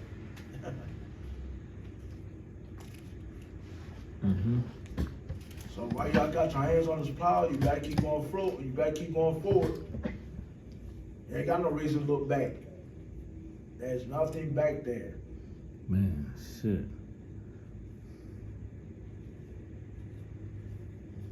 All right, let's go to Matthew chapter 25, verse 14 to 28. Yeah.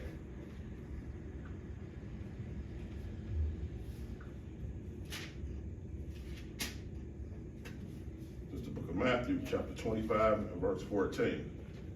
Everybody there say, Con? This is the book of Matthew, chapter 25, and verse 14, and it reads as this. For the kingdom of heaven is as a man traveling unto a far country, who called his own servants and delivered unto them his goods. Read. And unto one he gave 5 talents, another 2, and to another 1, to every man according to his several abilities, and straightway took his journey. Then, when he had received 5 talents, and went and traded with the same, and made them other 5 talents.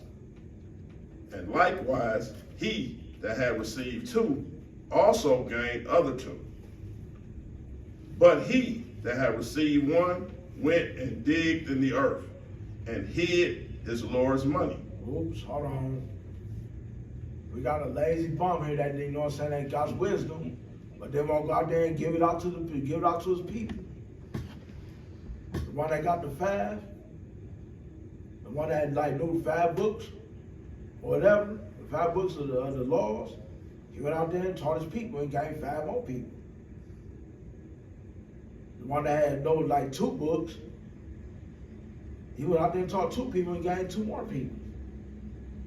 But the one that just no 1, he went out there and did nothing. He just went on ahead and just like, man, forget that. He hid his wisdom. He hid his knowledge. Read.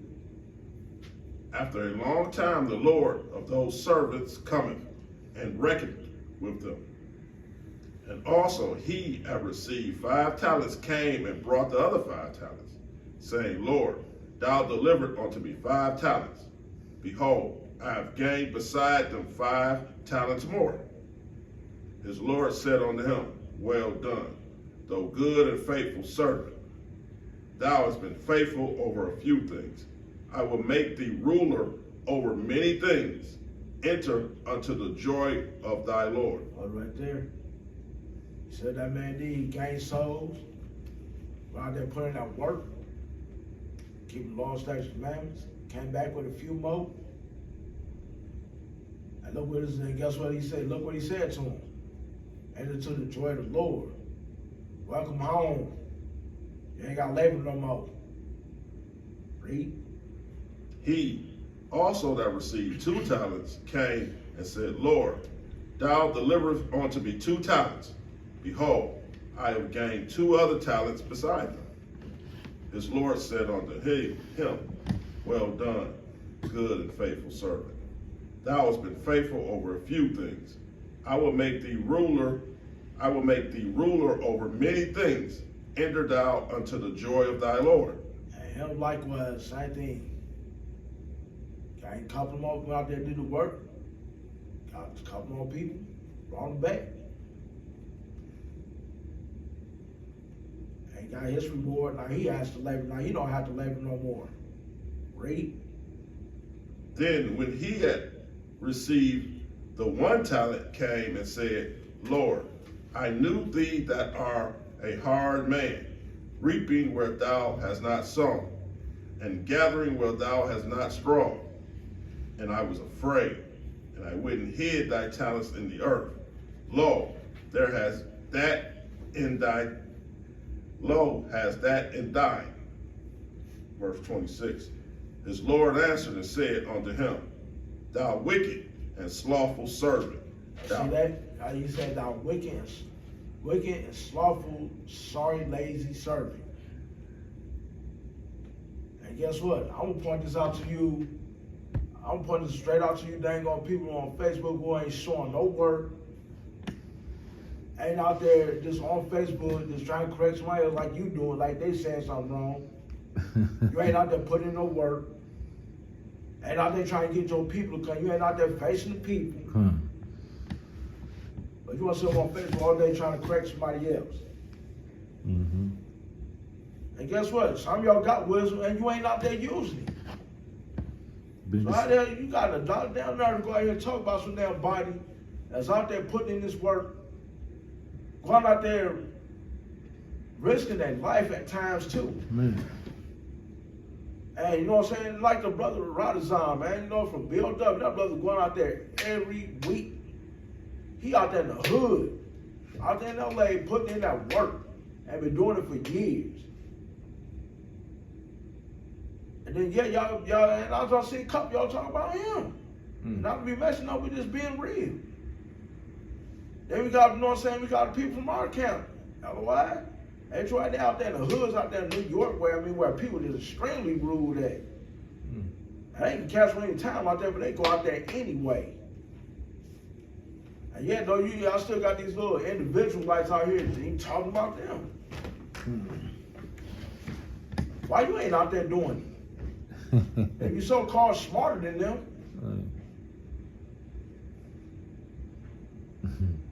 all this wisdom, man, you ain't doing a damn thing with it. Just like this man right here. Because you scared. Just like a little timid, scared little rat. Just scared for no reason. Lazy. Coming up with every excuse to go outside to do this work. And then you ain't showing it. You say everybody else's works. You see LOI's work. You see IUIC's work. You see ISUPK's work. You see AOC's work. You see WFI work. And especially that brother Naquan. That brother out there dropping gems every single day almost. At work. Huh? At work. That brother is working. Cold cuts every day. I mean, slap you with some assorted meats every week. Hey, I love y'all. Naquan, don't get on me, bro. No, for real though, man. That brother get you together every week. Hey, I don't even like to use that pause stuff, but that's a big pause.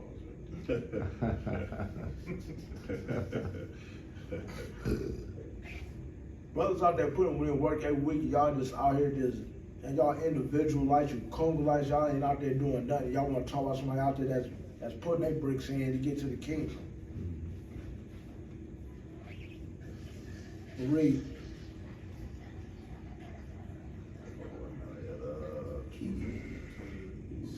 Seven, okay. No, 6, right? Yeah. Thou knewest that I reap what I sow not, and gather where I have not strawed. Though thou oughtest therefore have to put my money into the exchangers, and then at my coming I would have received my own usury. In other words, the whole shot couldn't go everywhere. So what does he do? That's why he sent his apostles out. And those apostles got some people up there, they send them out. Spread the good news among your people.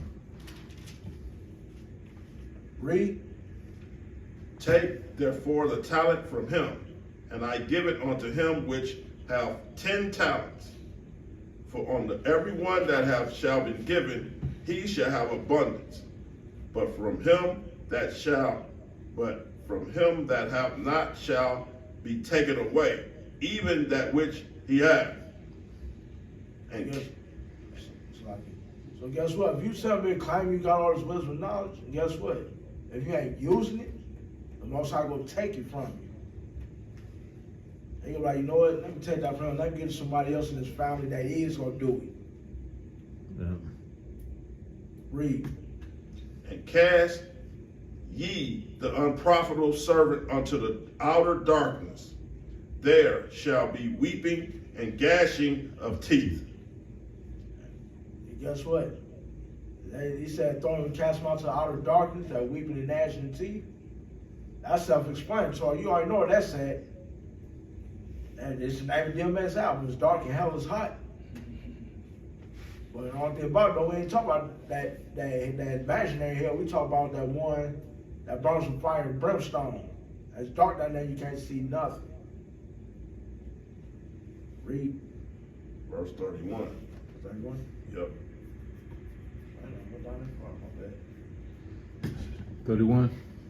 No, that was it. Okay, come.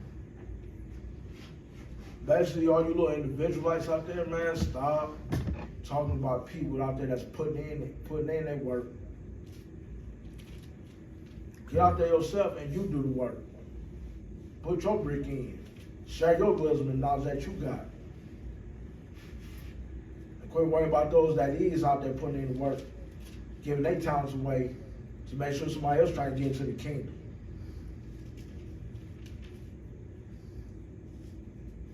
Let's go to Sirach chapter 20, verse 31.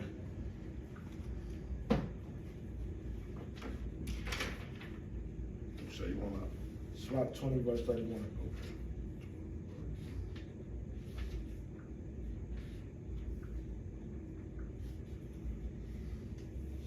This is the book of Sirach, chapter 20 and verse 31.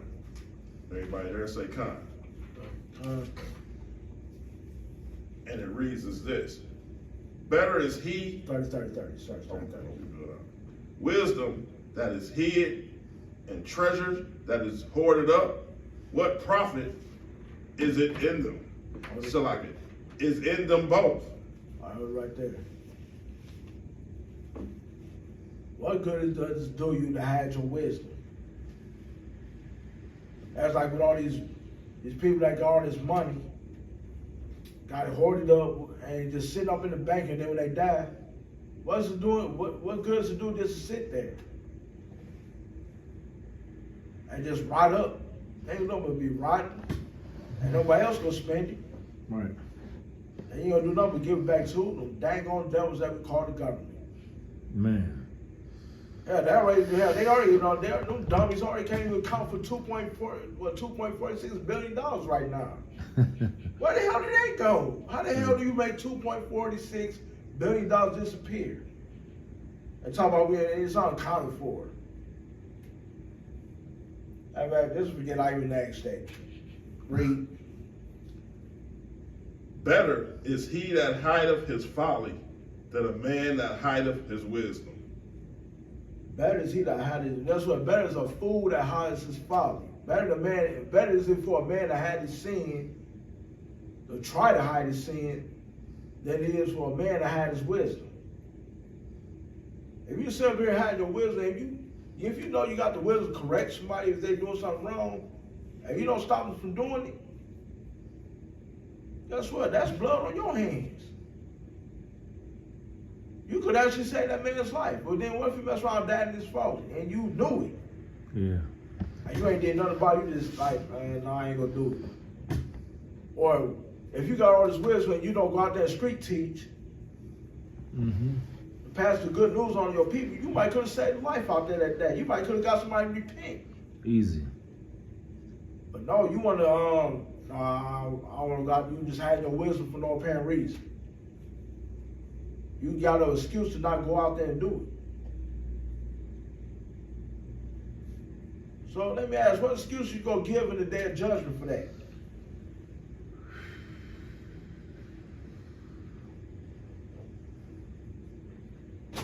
It's over with. It's over with, you can't. All right, last two, give me Matthew chapter 24, verse 13.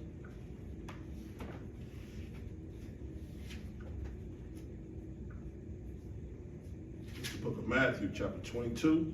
24. Oh, I got 24 and Verse 13.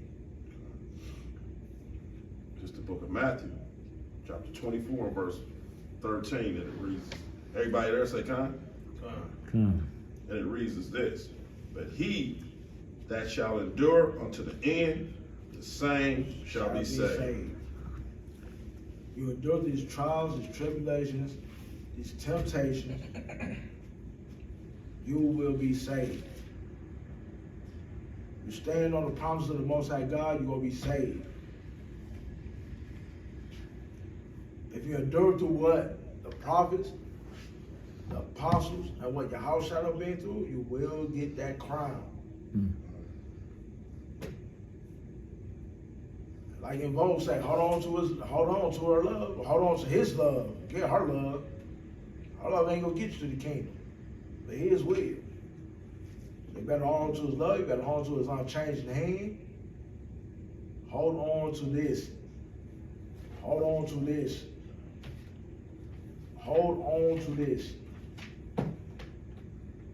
This is your ticket to the kingdom. Do not throw away your roadmap. not lose your ticket. And this is your punch in right here. Keep running this race. I don't care if you on your knees. I don't care if you got to crawl. I don't care if you got an inch like a worm to get there. Cross that line. I don't care if your head crossed the line and the rest of your body didn't. You in there, that's it. You cross the line, that's all that matters. Just whatever you do, just don't give up and turn back. You give up and turn back, it's all over with. What was in front of you gonna be gone.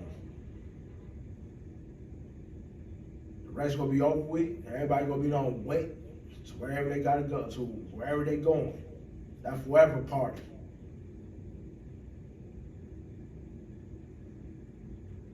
And you're gonna be going to that forever damnation. There's just no time to be quitting. Keep doing this work. Don't get lazy. Please don't get lazy. Please don't get softened. Endure. Read Hebrews chapter. Let's go to Hebrews chapter 4, verse 1 through 2. It's the last one.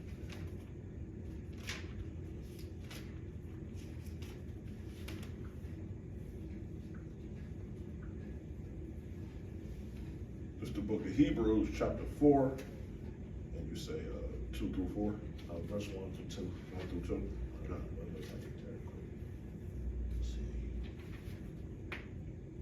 Right there. It's the book of Hebrews, chapter 4, verse 1. Everybody there say Con? It's the book of Hebrews, chapter 4, and verse 1, and it reads as this.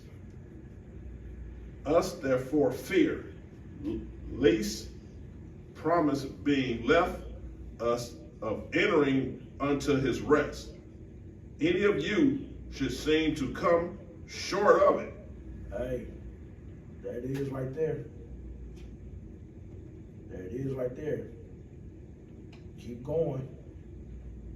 Because guess what? You don't want to get to that. You don't want to get to that line and don't cross it. You don't want to get. You don't want to get to that goal line and cross it, and don't cross it. That is the worst feeling. When you at that goal line, you really want to push harder to get in there. Because guess what? It's your team. And guess what? Satan's team gonna be right there trying to stop you getting in there. But guess what? You better have that strength, that muster it up, to bust right through there. Close the game out, game over.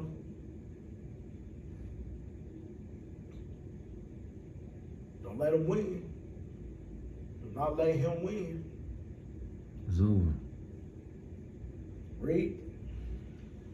For unto us was the gospel preached, as well as unto them. But the word preached did not profit them, not being mixed with faith in them that heard it. For unto us was the gospel preached. That us was the 12 tribes of Israel. It wasn't preached to the whole entire world. It was only preached to those of our people that was out there in the world. To get them to come back to being to the commonwealth of being Israel. So with that being said, that's it. And you know, all praise, honor, glory, and praise to the Most High. I hope everybody was edified. And with that being said, Kwame Yasharala. Love y'all and have a good weekend. Have a good Saturday. And like I said, man, just go out there and just get them. That's what we're on our last leg. And we know what's coming. Like I say, keep your eyes open. Like Yahweh said, watch and pray. Watch and pray.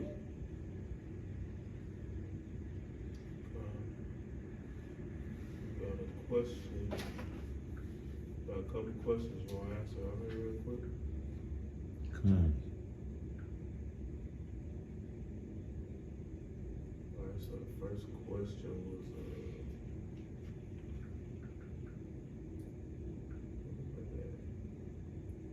Brother Steve, I'm not sure if he's still watching or not.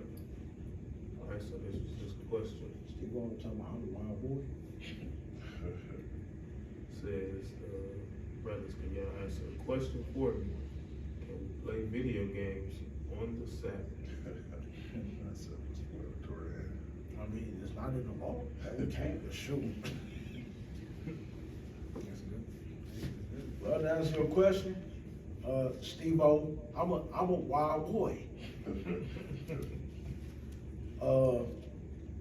I didn't see that in the laws where it said that we couldn't, but at the same time, it's supposed to be congregating that day. So, what you think about jumping on that PS5, on that Call of Duty, whatever?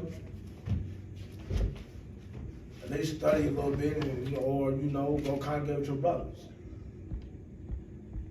And whatever you do after that, that's on you. Come. As long as you ain't out there doing no work, as long as you ain't out there cooking, or buying something, you good.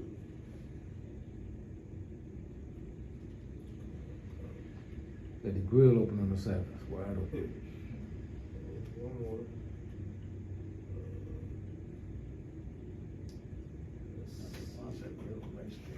Nah, he was, that was no question.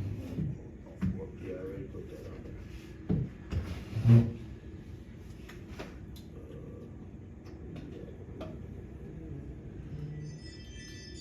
Alright, this is from Keenan McElvey. Alright, she says, greetings from New Orleans. Any of you brothers get married the American way? Yeah, unfortunately we did. So, Unfortunately we got married the American way. But we got a plan to do it the right way, the Hebrew, the Israelite way. So when it happens, trust me, we're gonna have no video, so look up for it in October. come.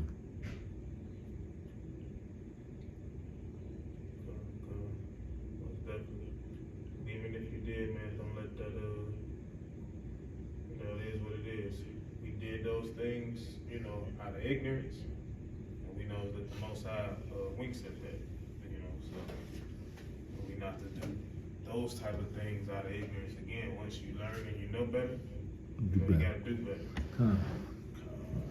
So with that being said, the water, once again, for us, the Most High literally allowed us to congregate with the brothers from HOI Detroit. We'll have, again, the email, YouTube channel at the bottom, phone numbers at the bottom. If any brother wanna assist them, have any questions you need to ask or answer. And also the website, the Lions of Israel. Many books to download. Brothers and sisters have different businesses listed on that page. You have the calendar as well that's on there. Listed feast days, upcoming upcoming Sabbaths, Put your cash out. so on and so forth. Again, our Cash App, LOI, money sign, LOI Detroit. We want to also save the water for those donations that we have received. It's definitely been getting some in, so the water for that, because it definitely helps a whole lot. You know what I'm saying? Definitely helps a whole lot. Brothers from HOI, they definitely have their YouTube channel, HOI Detroit. Same with Facebook. Cash App, what's our Cash App? Motor City Lions, yeah. Motor City Lions. Money sign Motor City Lions for the brothers from HOI. Those donations help those brothers as well to help push this truth, build the church of the Most High. You know what I'm saying? Doing the things that Yahweh Shah did. We want to get to that level. That's what we strive to be at. And like the brother said, hey, no slothfulness. You know what I'm saying? None of that. Come. We want the rewards that the Most High promised us. You know what I'm saying? So with that being said, hey, Matthew 24:13, endure to the end. To the very end, not just when you get a little tired or you feel like giving up. No, you're all the way to the end. You know what I'm saying? So That being said, Kwan Yasharala, Come on, Suwala. Shar Shabbat, Yes, all Shabbat. praise to the Most High. Come.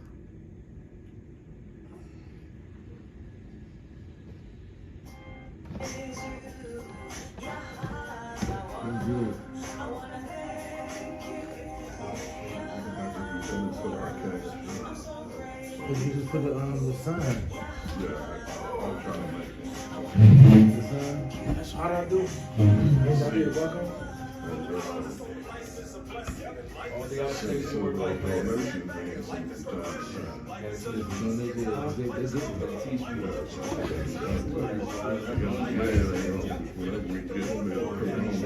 So you got Who? Abner? Abner can't put nothing on. how to do a class. Abner put nothing.